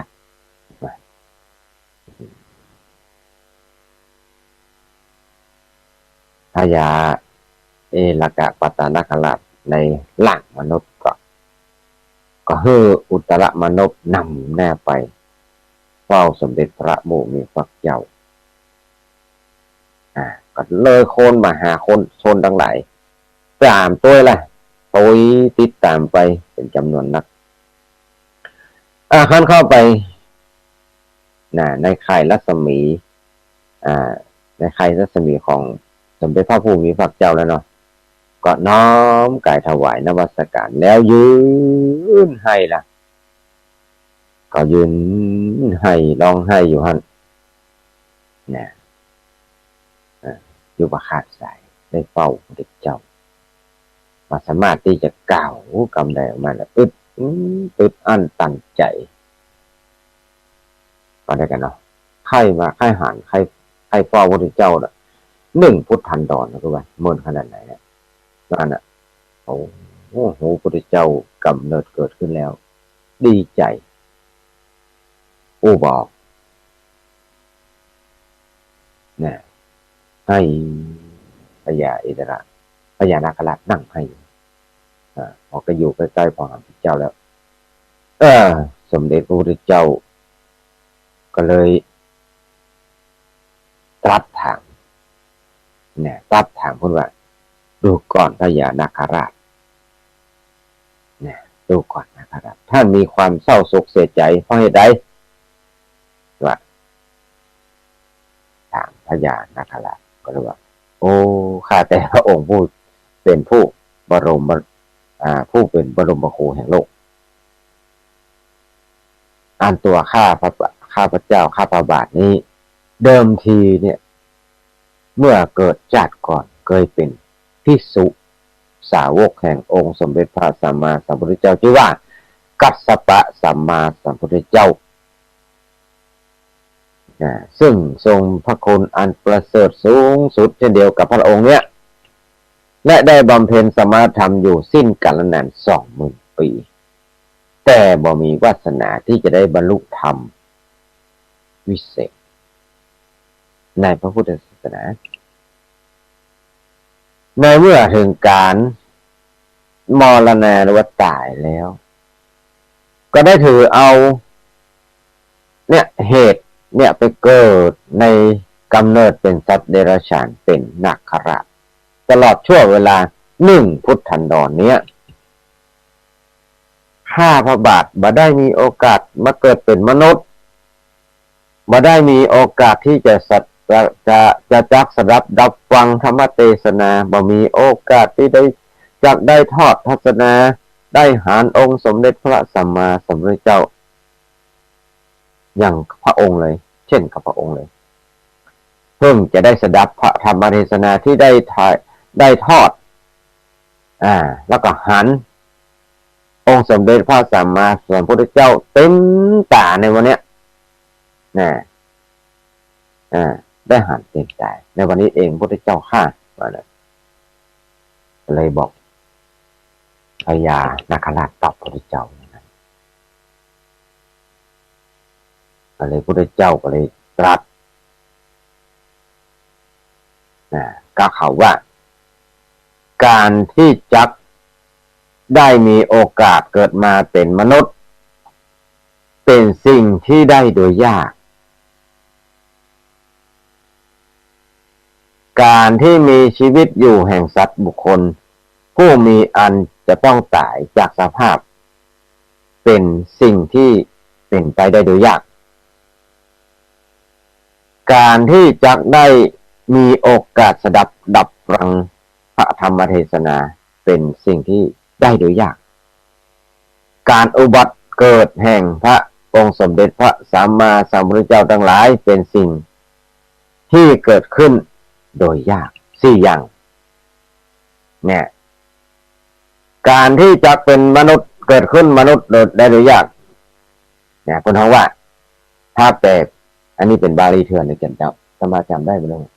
เคยอู้เลยอาตมาเรื่องนี้อาตมาเคยอู้กิจฉัง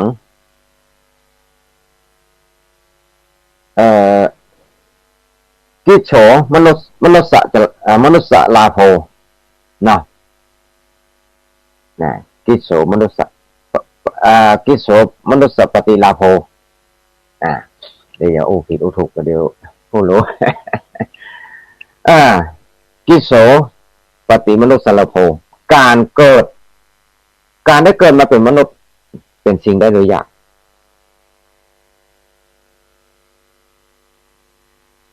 กิจฉังมนุษย์ชีวิตตัง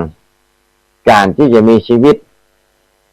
การมีชีวิตของสัตว์หรือคนเนี่ยที่อยู่เนี่ยที่มันจะอยู่สภาพเนี่ยคงสภาพเดิมเป็นไปด้วยยาก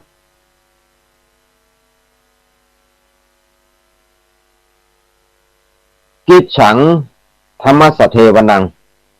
การได้ประดับฟังพระธรรมเทศนาของพระเป็นไปด้วยยากแล้วก็กิจฉาพุทธานุปาโทเนาะกิโฉมพุทธานุปาโทก็เดินมาจะมาจุดนึงนะนี่แหละประมาณเนี้ยเนาะจำมาได้ภาษาบาลีมันเป็นบาลีเถื่อนแปลว่าพระเจ้าบอกอะไรว่าการเกิดมาเป็นมนุษย์เนี่ยเป็นสิ่งที่ทำได้ยากก็เคยเรื่องนี้หลายเตื้อสามารถเคยหลายเตื้อแม่พระเจ้าตรัสมานะคนเขาจะเกิดเป็นคนมนุษย์นี่นะไม่ใช่นอกไม่ใช่นี่นะเคยเปรียบเทียบว่าเคยพระเจ้าเปรียบคนว่าเปรียบเทียบว่าเหมือนเต่าตาบอดเนาะเหมือนเต่าตาบอดตัวหนึ่งเนี่ยอยู่ในมหาสมุทรเนี่ยลอยมหาสมุทรสิแล้วมันมีแอกคนเขาว่าแอกครึ่งวงกลมอันหนึ่งเนี่ยลอยเหมือนกันเนี่ยมันก็ลอยในมหาสมุทรทั้งสี่เนี่ยวันใดวันหนึ่งคนที่เต่านั้นมันเต่าตาบอดนั้นจะลอยคอขึ้นไปซุบเข้ากับแอกนั้นครึ่งวงกลมนั้นจับกันพอดีเป๊ะ100 ปีนั่นนะ100 ปีเต่านั้นขึ้นมาหายใจเดือนหนึ่งวันใดวันหนึ่งหายออกขึ้นมาหายใจเอาหัวไปซุบใส่ตรงพอดีเป๊ะจากหัวจากแอกหรือว่าสามเหลี่ยมนั้นเปรียบ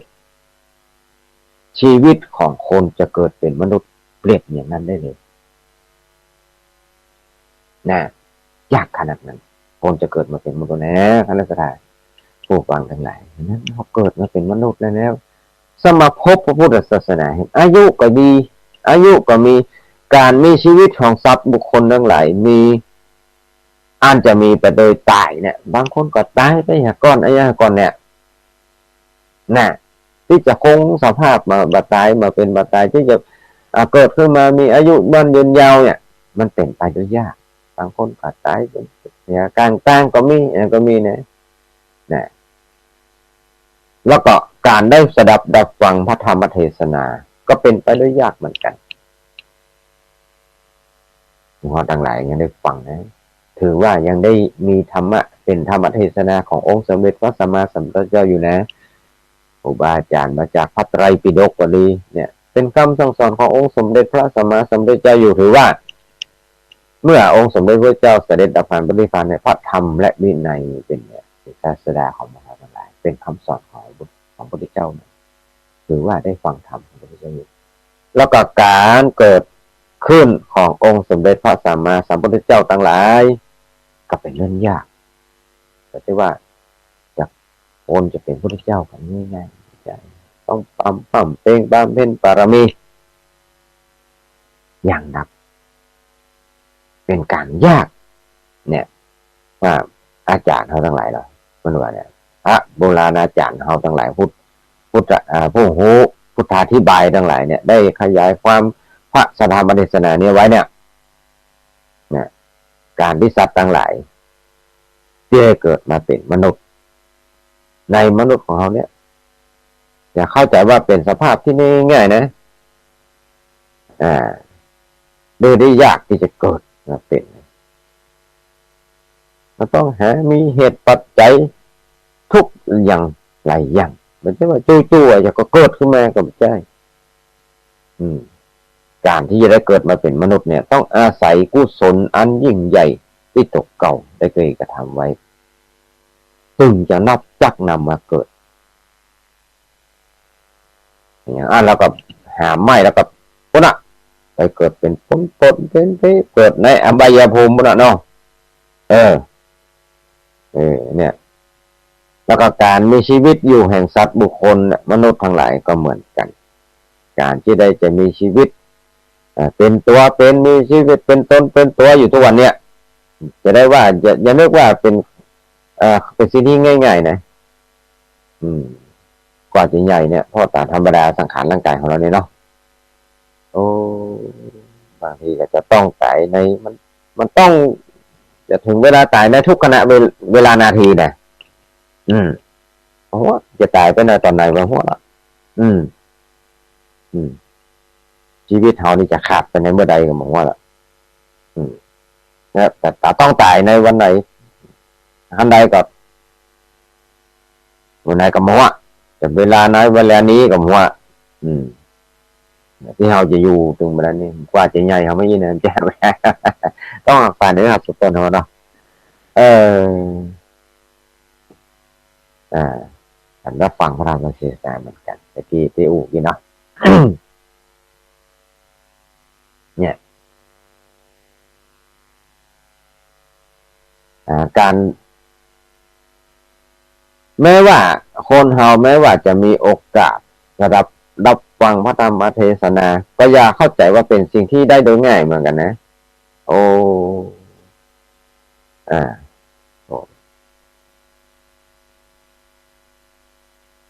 เพราะว่าสมเด็จพระพุทธเจ้าทั้งหลายที่สามารถทรงแสดงธรรมเทศนานะกว่าจะมาตรัสรู้ในโลกนี้เนี่ยแต่ละพระองค์นั้นนะว่าเป็นเวลามึนแล้วก็การอุบัติเกิดแห่งองค์สมเด็จพระสัมมาสัมพุทธเจ้าก็ไม่ใช่ว่าได้ตรัสรู้ง่ายๆเพราะว่าต้องพระองค์ต้องสร้างบารมีเป็นเวลานับเป็นแสนโกฏเป็นแสนกลเป็นโกฏมหากัปปะแล้วพุทธบารมีอันยิ่งใหญ่ที่ถึงสำเร็จได้พระองค์จึงมีโอกาสอุบัติเกิดขึ้นการอุบัติเกิดขึ้นในขององค์สมเด็จสัมมาสัมพุทธเจ้าทั้งหลายเป็นการยากนักหนา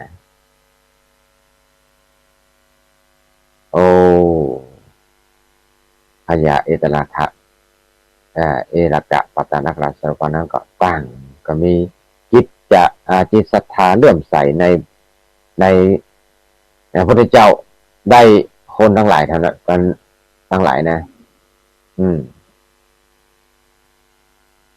บันไดบรรลุธรรมพิเศษเป็นจำนวนนักส่วนพญานาคราชผู้อาภัพเนี่ยพญานาคราชมีใจดีใจเลื่อมใสแทนที่จะบรรลุธรรมวิเศษในพุทธศาสนาอย่างน้อยก็คงน่าจะได้โสดาปัตติผลเนาะในวันนั้นแหละแต่ก็หาบรรลุเพราะว่าอย่างเพราะว่าเหตุว่าเป็นสัตว์เดรัจฉานเป็นอาภัพสัตว์มาสามารถจะมีปัญญาอย่างทราบและรับรองทำให้เสร็จไปได้เพราะว่าต้องเป็นมนุษย์หรือว่าเทวดาอย่างสูงขึ้นไปมีมนุษย์เป็นต้นสัตว์เดรัจฉานนี้มาสามารถจะบรรลุธรรมได้พญานาคราชมีฤทธิ์นักขนาดนั้นนะดีใจมีใจใครเฝ้าพระพุทธเจ้าให้ได้ทำแต่จะมามีต้นห้องว่ามามีปารมีมามีต้นห้องว่ามามีอย่างว่าต้นว่ามันมีบุญ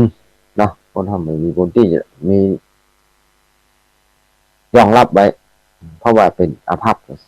บุคคล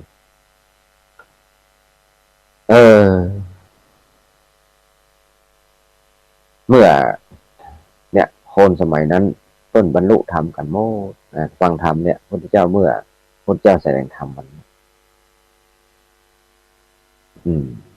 ก็เลยคราวนี้ก็เลยเริ่มเมื่อถวายนมัสการลาสมเด็จพระสัมมาสัมพุทธเจ้ากลับไปน่ะที่พบแล้วก็ไปอยู่ที่อยู่ของเก่าแล้วพร้อมกับลูกนางมานวิกาลูกธิดาสาวเนี่ยโอ้เฮ้ยอุตส่าห์ฮ้องเพลงมาเนื่องพุทธันดรนะโอ้เนื่องพุทธันดรฮ้องเพลงมาเนื่องพุทธันดร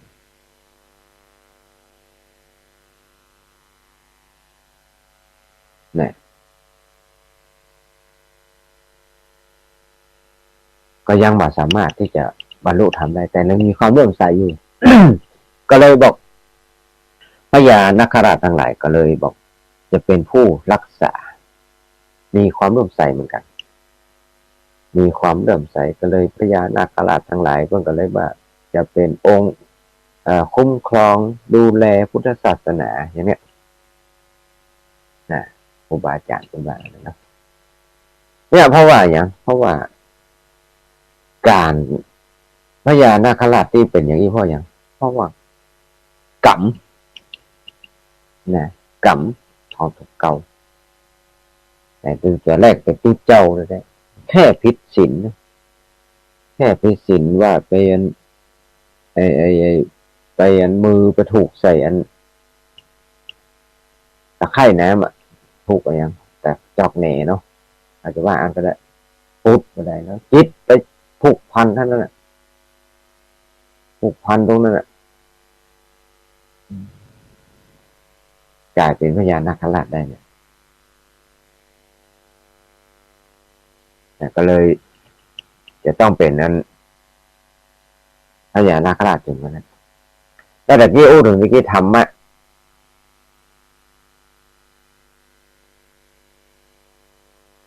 ข้อตะกี้พูดไว้ก็พ่อประถามที่ว่าพระราชาเนาะปิกมาหน่อยพระราชานี่เป็นใหญ่เหรอพระราชาคือความเป็นใหญ่นั่นเองนี่อายังที่เป็นใหญ่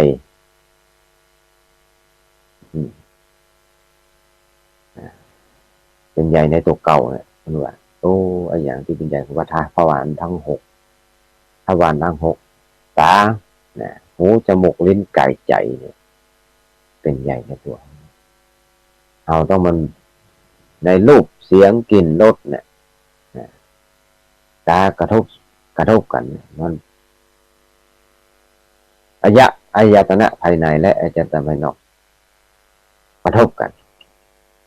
นั่นก็ไปหลงก็ไปวนอยู่เนี่ยถ้าเราไปหลงอยู่ฮั่นก็ถือว่าก็เลยว่าขี้เปอะเต็มหัวเพราะว่าไปหลงอยู่ในอารมณ์ในรูปในเสียงในกลิ่นในรสในโผฏฐัพพะสัมผัสถ้าว่าอันใดที่ว่าคนผ่านถ้าเราไปหลงคนของว่าคนผ่านทั้งนั้นไปหลงในรูปเสียงกลิ่นรสโผฏฐัพพะเนี่ยแล้วใหญ่ใดก็จะพ้นก็ต้องเนี่ยคือตัดของเนี่ยตัดของมาให้หลงในทวารทั้ง6นี่แหละมาให้ไปติดอยู่ในหลงในนี้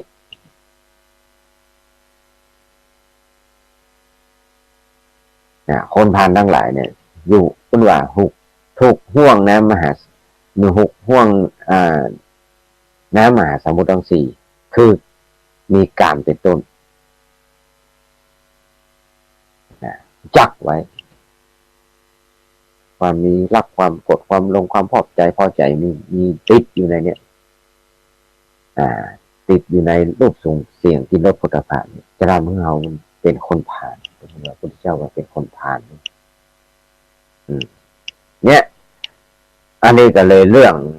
ปริศนาธรรม ที่ว่าที่นางมานวิกาห้องอยู่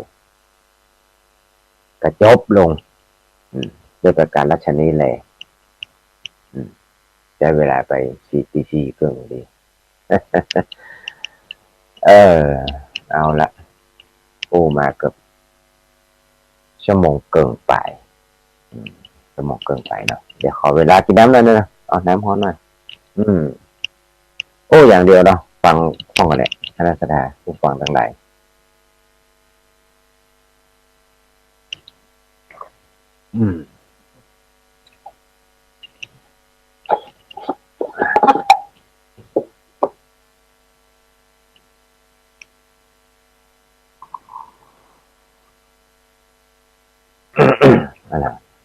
เอาละ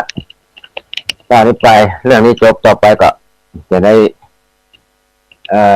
ต่อไปแล้วเรื่องไหนวะชดินทั้งสามทั้งนี่เนาะชดินพระมหาเถระวันอังคารต่อไปก็พระมหาเถระองค์ลูกต่อไปอัครสาวกชดินสามพี่น้องเนี่ยพระพุทธเจ้าองค์สมเด็จพระสัมมาสัมพุทธเจ้าไปโปรดชดินสามพี่น้องเป็นวันอังคารหน้าก็เจอกันใหม่เนาะแล้วตอนนี้ไปก็จะได้เปิดโอกาสให้บรรดาผู้ฟังทั้งหลายได้โทรเข้ามาเนาะก่อนที่จะโทรเข้ามาต้องโทรด้วยนะก็ประกาศข่าวบุญข่าวกุศลเนาะ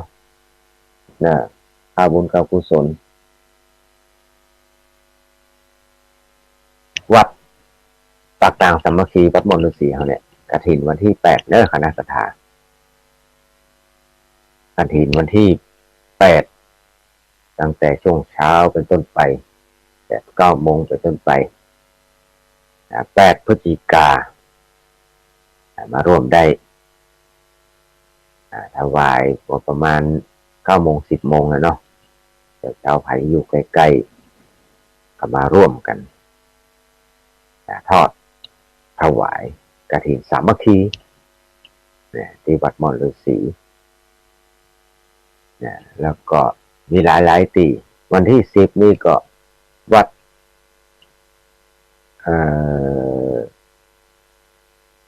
เหล่ามนทาเหล่ามนทาทิพย์เนาะ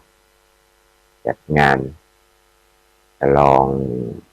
สวดเจริญพุทธมนต์สวดมนต์ตันสวดมนต์ตันที่วัดเหล่ามนทาทิพย์ก็จะฉลองศาลาฉลององค์พุทธเจ้าพุทธเจ้าอย่างจะมาพาผลวันนั้นแอนต้นใบกินนิมนต์ใบนิมนต์มาว่าพระเจ้าเก้าตื้ออีกป่ะ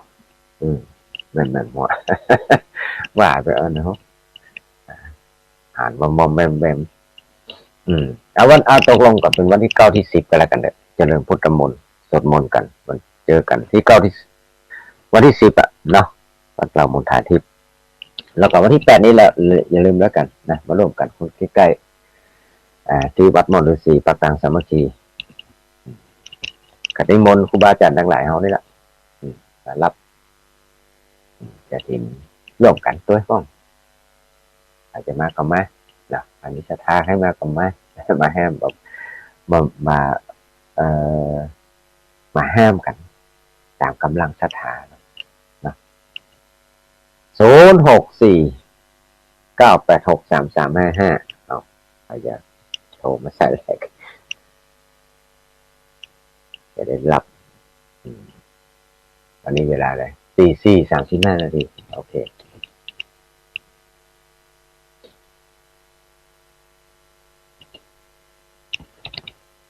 คนบอกว่าไผ่โทรบอกต้นลุงวันนั้นไผ่บอกเบอร์เจืออีว่านะโจทย์บัตรตันอีว่า064-986-3355โทรมาได้เนอะสงสัยว่าช่วงนี้กับฝนตกเนาะตอนฝนตกนี่ก็สายแรกมาละเดี๋ยวกดเสียงกันเนอะลืมไป ฮัลโหลแม่จะแม่สุกแก้วเจ้าอยากไล่แสนนะทุลุงฟังวันนี้ก็ไม่บุญเดี๋ยววันเนอะตื่นขึ้นมามีลมหายใจได้ฟังแถมฟังธรรมกับทุลุงนะจ้าแม่สุกแก้วสิทพรติเตี้ยนั่นองละปุนเนอะก็ต้องคนแรกอะธรรมดาได้ฟังนะมาฟังก็เมื่อตีสามมาแล้วเด้อโอ้สาธุสาธุแม่จ้าเล่าว่าตัวทุลุงตัวเด้อสาธุสาธุแม่สุกแก้วฟังกันหลายนะทุลุงดีละฟังตัวเนาะเจ้าสีตะพรสีเตี้ยสีเจริญสีตะทูมนี่นะเจ้าว่างๆกับมาเด้อวันที่8เลยวันที่8กับเจ้า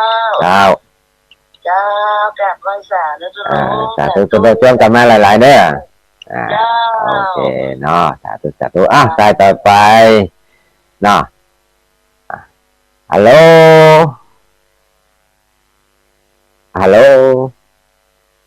ไปสาธุตัวลุงเอาอันนี้โปรตันโอ้เขาปล่อยเนี่ยเป็นไรปล่อยก็ฟังอยู่นี่จะไม่เช้าละก็บนตันเนาะเป็นไรครับบนตันนี่แกจะเริ่มจำเสียงห้องได้ห้องละเนาะได้สาธุนะผมรับเสียงชัดเนาะฟังขึ้นอย่างพ่อครับต้องไปจ่ายอันเนอร์สาธุสายต่อไปเนี่ยพอบนตันครับเจริญพรสาธุสายต่อไปฮัลโหลเจริญพรเจ้าสาวิตาเจ้าอาจารย์อันนี้ใครเอ่ยแม่สลินทีโอ้แม่สลินทีพุ่นพุ่นจะขึ้นมาแบบวันที่8นี่ฮะวันที่8ที่ไม่ได้ขึ้นไปเจ้าเพราะว่ามันกระถิ่นมันพร้อมกันเนาะมันใกล้กันน้องไปปฏิบัติเนาะตอนปฏิบัติเนาะวันที่ก็ตั้งใจที่ได้ก็คือโอเคมันไปงานเดียวแล้วมันเอาไปแสดงออกที่เมืองอ่ะแม่นะมันอยู่ไกลแม่เซนิที่มันอยู่ตลอดงาน12ธันวาเนาะเจ้า8 ปีเลยน่าดอกนะครับเข้ามาเนี่ยดอกโอ้สาธุปีแล้วก็หานอยู่แล้วปีแล้วก็หานอยู่วันยังแบบได้ตักใจจ้ะเป็นแล้วทำให้สิ้นที่แล้วดีแล้วสาธุมาปฏิบัติธรรมด้วยกันเนาะแม่สิริทิพย์ทุกปีสาธุเจริญพรสายต่อไปตะกี้ตีตั้งหลายสายนะตะกี้มันตีตั้งหลายสายบ่ได้ครับเนาะตุดไปเนี้ยโทรมาใหม่ก็เนี่ยก็มางงสาวตัวนี้ก็เบอร์ตัวเก่าละ0649863355ที่แม่สิริทิพย์โทรมาจากกรุงเทพแล้วก็อยู่กรุงเทพเพิ่นมาปฏิบัติธรรมเด้อมากุ๊ปปีปฏิบัติธรรม12ธันวาเด้อคณะสถานวัดป่อฤาษีจัดงานปฏิบัติกรรมให้จะมาดังนั้นแม่อันนั้นก็มีแต่ว่าวันก่อนแม่ปีแล้วแม่นึกชื่อหมอกันยังใหม่วะนะฟังวิทยุเหมือนกันนะแม่ตอนนี้แม่อย่างไรแม่ติ๋มก็ฟังอยู่เนาะแม่ก้อนกำมลก็ฟังอยู่แม่แดงอัมพรก็ฟังอยู่เน้อเจ้าในนี่ไลน์มาพอบอกให้เด้อตะกี้ลืมชื่อแม่ยังก็ลืมไปทันนะแม่เอวกันแม่ดารุณีแม่ลืมไปทันลืมชื่อไปแล้วเนี่ยมันอยู่ในปากเนี่ยมันติดปากเขานึกชื่อคนมาออกทีแล้วคนมาโตยแต่มาว่าจ่ายต่อไปเจริญพรอันนี้แม่นวลก็ว่าแม่สีอยู่ในเนี่ยแม่นวลอีกแก่พลโตกว่าตะวาแม่นวลนั่นแหละแกเอาว่าแต่ว่ามาแรงโตขนาดไหมปวดเนาะอะไรแกปวดเนาะ แม่หักตัวแม่หักบ่มันขนาดเหมือนกันระดับ5ระดับ4ระดับ5หมดอะเปียกกับล็อกซอกแซกหมดอะนั่นแหละเดี๋ยวเทพเสด็จนี่มันอยู่ป่าเหรอระวังน้ำห้วยออกเลยน้ำห้วยได้ว่าจะได้เลยทีนี้น้ำห้วยปนองโอเคตกเกลือตกมาเรื่อยๆเนาะจะนองนะมันเห็นจะตกแบบตกเก้าแบบจ้ะอะไรสาธุนะแม่นวลเทพเสด็จนะสาธุแม่นวลต่อไปเบอร์ต่อไปเบอร์อย่างลืมประธานสายต่อไปเบอร์อย่างฮัลโหลแม่ยังเอ่ยนะเสียงซ้ำก้อยเนี่ยแม่อันนี้สีตะกี้สีอันนี้สีมารามเนาะอันนี้สีโพธารามแกคนละอันคนสุแก้วเนาะสาธุฟังอันขึ้นอย่างแม่104เนาะชัดเจนเนาะสาธุใกล้ๆนี่อันวันที่8เจอกันเนาะจวนมาหมดใกล้ๆเนี่ยว่าบ่ได้เอาส่งใจมากันแล้วกันเนาะสาธุได้ในสุแก้วอันสีโพธารามสายต่อไปเนาะต่อกันไปปิ๊กเอาฮัลโหลเจริญพรอันเริ่มเปิดไมค์ฮัลโหลใครเอ้ยแม่สมบูรณ์จากบ้านไหลศิลาทองเจ้า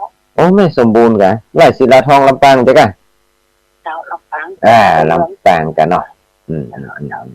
สาธุอันขึ้นอย่างก็แม่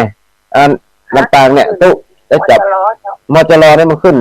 เลขอย่างขึ้นบุญทวารครับได้กะวัดบุญยวาส100อย่างอย่างนั้นอย่างเขาลืมไปแล้วนะนั่นน่ะว่าประมาณ5ก็ว่าอะไรวะชัดเจนเนาะบุญยวาสนี่เนาะอยู่ใกล้ๆเมืองเนาะสาธุนะแม่แม่อะไรก็แม่สมบูรณ์ลืมชื่อผมละแม่สมบูรณ์ลำปางถูกไหมสาธุแม่สมบูรณ์ลำปางถามว่าขึ้นอย่างแม่ใช่ป่ะลืมไปเห็นแล้วว่านะนั่นเตอะนะเขาใครถามสักคำว่าขึ้นอย่างก็อย่าช่างเป็นลืมไปหมด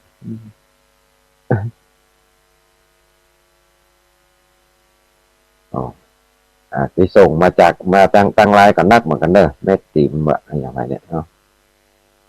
แม่ติ๋มนึกถึงแม่นะแม่อย่างพวกแม่อย่างแม่อำพรแม่แดงอำพรเนาะแม่มาไล่กับกวางอีโนแม่เห็นไหมเปิดนี่เปิดในไลน์นะไม่ใช่เปิดในไหนเนี่ยขายฟังกับไลน์เหมือนกันเอาละสายต่อไป0649863355ตะกี้ไผ่โทรมาแล้วมันหลุดไปเลยเนี่ยทั้งหลายมันหลุดไปก็เดี๋ยวโทรมาใหม่ไผ่พ่องหม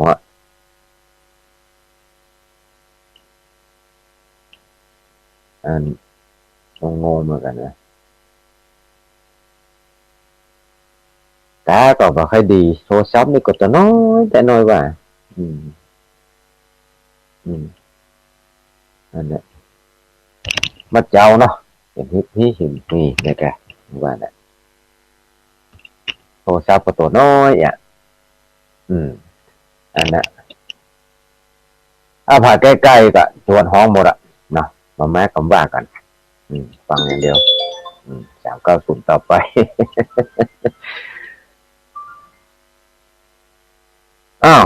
สายต่อไปฮัลโหลเจริญพรไว้สาเจ้าใครรายงานตัวหน่อย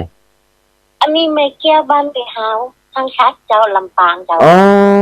แม่เกี้ยวห้างชัดเลยเจ้าแม่บกแก้วอีบ่แม่บกแก้วเคยโทรมาก่อนแม่แก้วเจ้า แม่แก้วเนาะ เจ้า แม่แก้วเคยโทรมาคิดเตือนละมาสายเตือนแล้ว กำลังโทรเจ้า หนูว่าแม่แก้วอีกกันเนาะ ครั้งแรกเจ้า แม่แก้วบ้านเนี่ยก็ บ้านไม่ฮาวเจ้า แม่แฮวอีกเจ้าลำปางเนาะขึ้นเนี่ยก็แม่มาจะรอนี่มันขึ้นเลขอย่างก็ขึ้น ไม่หวานเจ้านั่นไงมัน 106.50อีกอ่ะจะได้ไว้สาเจ้าสาธุแม่เกี่ยวแม่แฮวบ้านแม่แฮวลำปางใส่ต่อไปเนาะแม่เนาะสาธุแม่ทองคำที่วงคำก่อนลายมาแล้วเนอะติ้งตองฟังอยู่ที่เจ้าอีลูกเก่ามันก็ดุนเนี่ยแม่อย่างแม่ทองคำเนาะฮัลโหลวางก็ยังสายเนี่ยวางแล้วเนาะมาเจออู้ไปตัวสายอู้คนนี้ไปตัวนะ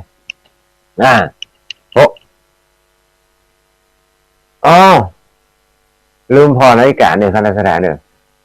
4:47 นาทีเนาะโอเคกันเนาะแต่เวลาวันนี้ได้อู้คณะสถานหลายอยู่ทำหลายหมื่นทำหลายคนอยู่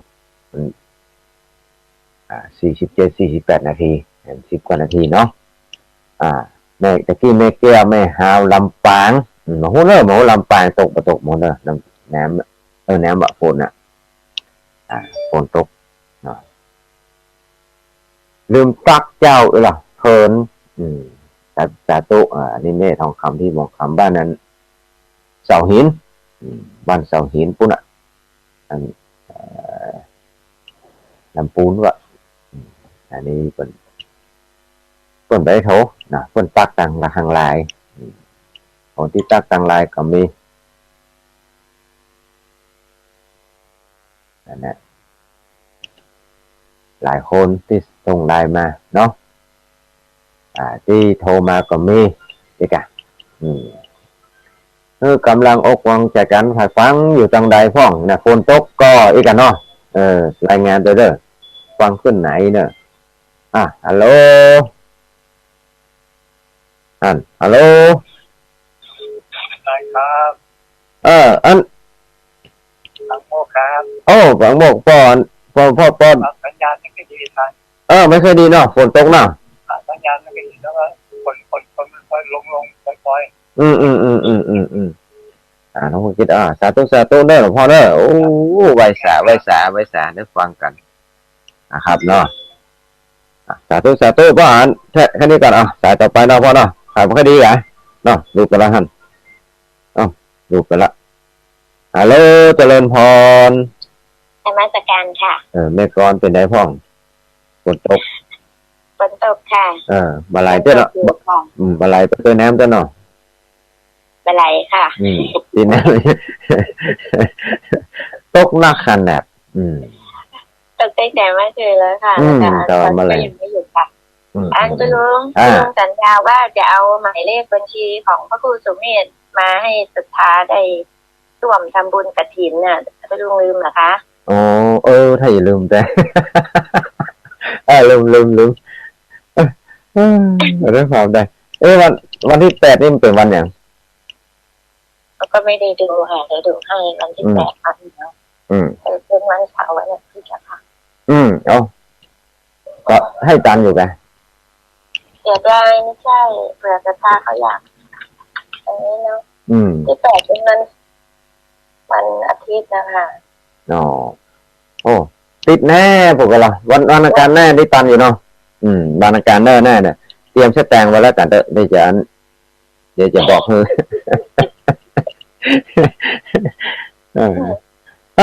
ลืมไปการเตรียมอยู่ค่ะโอเคคอยฟังว่าจะบอกหมายเลขบัญชีไหมก็รบกวนอันพระครูสุเมธกันแล้วกันค่ะไม่ได้ไปเนาะอยู่ไกลอย่างเงี้ยค่ะอยู่ไกลค่ะก็อยู่ไกลก็จะได้ร่วมทำบุญได้ร่วมทำบุญโอเคกฐินเนี่ยอันบุญใหญ่บุญหลวงนะคะทำกุฏิวัด10 บาทเก่าเนาะ10 บาทกับเจตนาการกำลังเจตนาสถานเราเนาะเนาะค่ะวันนี้อันปัญญาธรรมะก็ดีค่ะได้มีความรู้ด้วยค่ะ สาธุสาธุ ลุงก็บอกเบอร์บ่อยๆค่ะบางคนเขาฟังใหม่เนาะ ฮะค่ะเป็นกำลังใจให้นะคะเจริญพรสาธุค่ะชัดเจนดีค่ะ104ฝนตกรายงานเรียบร้อยค่ะนมัสการค่ะเจริญพรแม่กรกมลโทรมาเรียบร้อยรายงานตัวผู้บอกเบอร์บ่อยๆ0649863355เนาะยกตันกับตันของหัวบางทีคนฟังในส่วนใหญ่ก็คนอายุสวส่วนใหญ่แล้วเนาะยศใครตันตัวลุงว่าเนาะฟังเล็กบอกใครตันตัวลุงบอกจ้าเลยเหรอนี่นะช่วงนี้เทศกาลกฐินเนาะเทศกาลกฐินปีไหนปีไหนก็ได้ทำกันให้เตือนหนึ่งได้ทำกับเตือนเดียวเท่านั้นตั้งแต่แรม1 ค่ำจนถึงลอยกระทงเป็นวันสุดท้ายลอยกระทงนี่วันสุดท้ายเลยเนี่ยตอนนั้นไปก็ใครจะตอดกฐินนี่มีทางได้ตอดละจ่ายต่อไปฮัลโหลเจริญพรนักการเจ้าอาจารย์อันนี้แม่สีลำปางเนาะแม่สีอยู่บ้านอย่างก็แม่สีแม่สีอยู่บ้านเขื่อนยางเจ้าเขื่อนยางอีกไงไม่ใช่คงไม่สีคนละคนไงสีได้เนี่ยลำปางเนาะแม่นก่อนแม่นแล้วเจ้าคนเก่านะคนเก่าคนเดิมก็ต้องไปสีคนใหม่ไม่สีถึงมีคนใหม่คนเก่าก็คนเก่าแล้วแกจะมีคนใหม่ด้วยแหละเอาไปมางงตัวเก่าเนาะไม่สีเนาะสาธุฟังชัดเจนดีเนาะสาธุชัดเจนฝนตกนะดีละสาธุต่อไปสายต่อไปเจริญพรอย่างนั้นไปโกดสายอย่างนั้นไผ่ที่โทรมาเกี่ยโทรมาใหม่ลืมไปน่ะแต่เกี่ยซึ่งไปจะโกดฮับหรือว่าไปโกดอันอย่างวะไปโกดวางวะนั่นเถอะมาใหม่ฮัลโหลเจริญพรอาจารย์เจ้าอันนี้ไผ่เนี่ยฮะทำไปแล้วครับไผ่ให้จับค่ะอันเดียวกันเลยนะฮื้อได้ฮื้อตายเนาะไม่สุภาพเนาะโอเคจ้ะเนาะ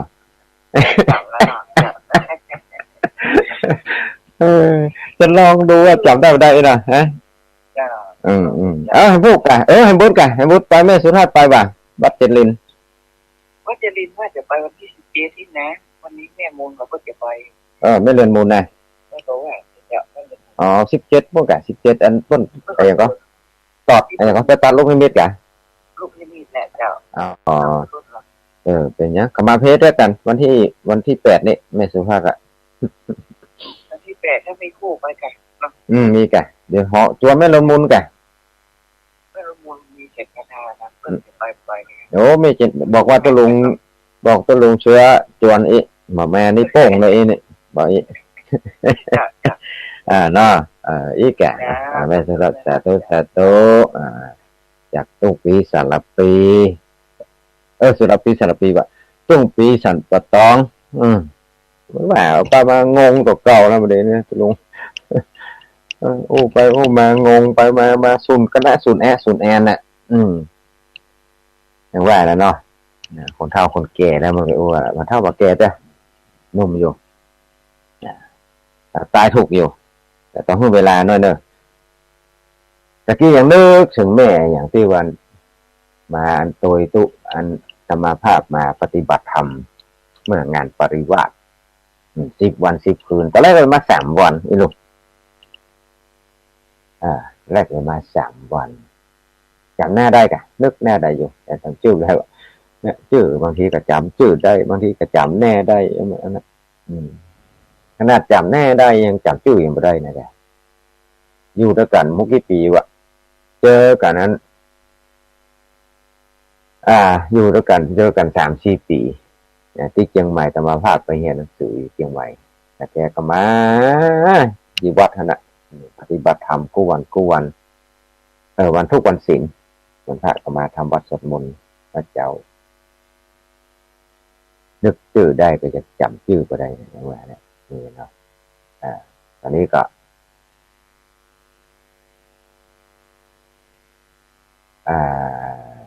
ยังจำแน่ได้แต่ว่าจำชื่อไม่ได้เนี่ยมันจะนักเกินนะโคตรมันนักเกินเลยจำไทยก็ไม่ได้นั่นแหละวันนี้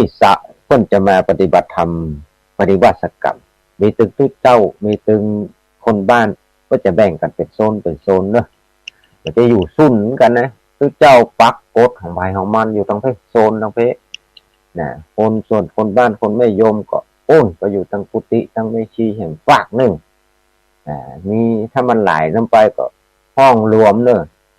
โอ้นั่นอาจารย์ท่านพระครูสุเมธธรรมเสวีเพิ่นแต่งห้องไว้ยาวกว้างขนาดบรรจุได้หลายร้อยคนนอนท่านนะแต่นอนด้วยกันก็อย่างว่าเนี่ยอยู่ด้วยกันท่านต้องเป็นส่วนใหญ่ต้องเป็นไม่ยิงถ้าเป็นปัจจัยปรากฏอยู่พื้นหลวงพ่อท่านใจหลวงพ่อพุทธประธานพรกิรีประธานพรนะเอาเต็นท์เอาเตินอย่างมาตัวถ้าเป็นปัจจัยนะถ้าเป็นไม่ยิงก็กลางเต็นท์เหมือนกันนะแต่กลางเต็นท์อยู่ในห้องใหญ่ของกรรมห้องถงนะได้หลาย10 คนเมื่อเอาเต็นท์มาตัวก็ดีปีก่อนนั้นหลวงพ่อพระครูสุเมธเพื่อซื้อเต็นท์มาแจกให้กลางอยู่ข้างในท่านของภายของมันไม่ใช่ว่ากลางเต็นท์กลางเล้งนะไม่ใช่กลางเต็นท์ที่โล่งนะกลางเต็นท์ในห้องโถงแห่งกรรมเหมือนเขาจะเหมือนซุดนะเนาะคล้ายๆซุดนั่นแหละเหมือนก็เท่าไหร่มุ้งครอบแต่มันเป็นเต็นท์เนี่ยนะอยู่ด้วยกันได้แฮมหรออยู่ด้วยกันมาปฏิบัติธรรมสงบจิตสงบใจสงบวาจาวันที่12 ธันวาคม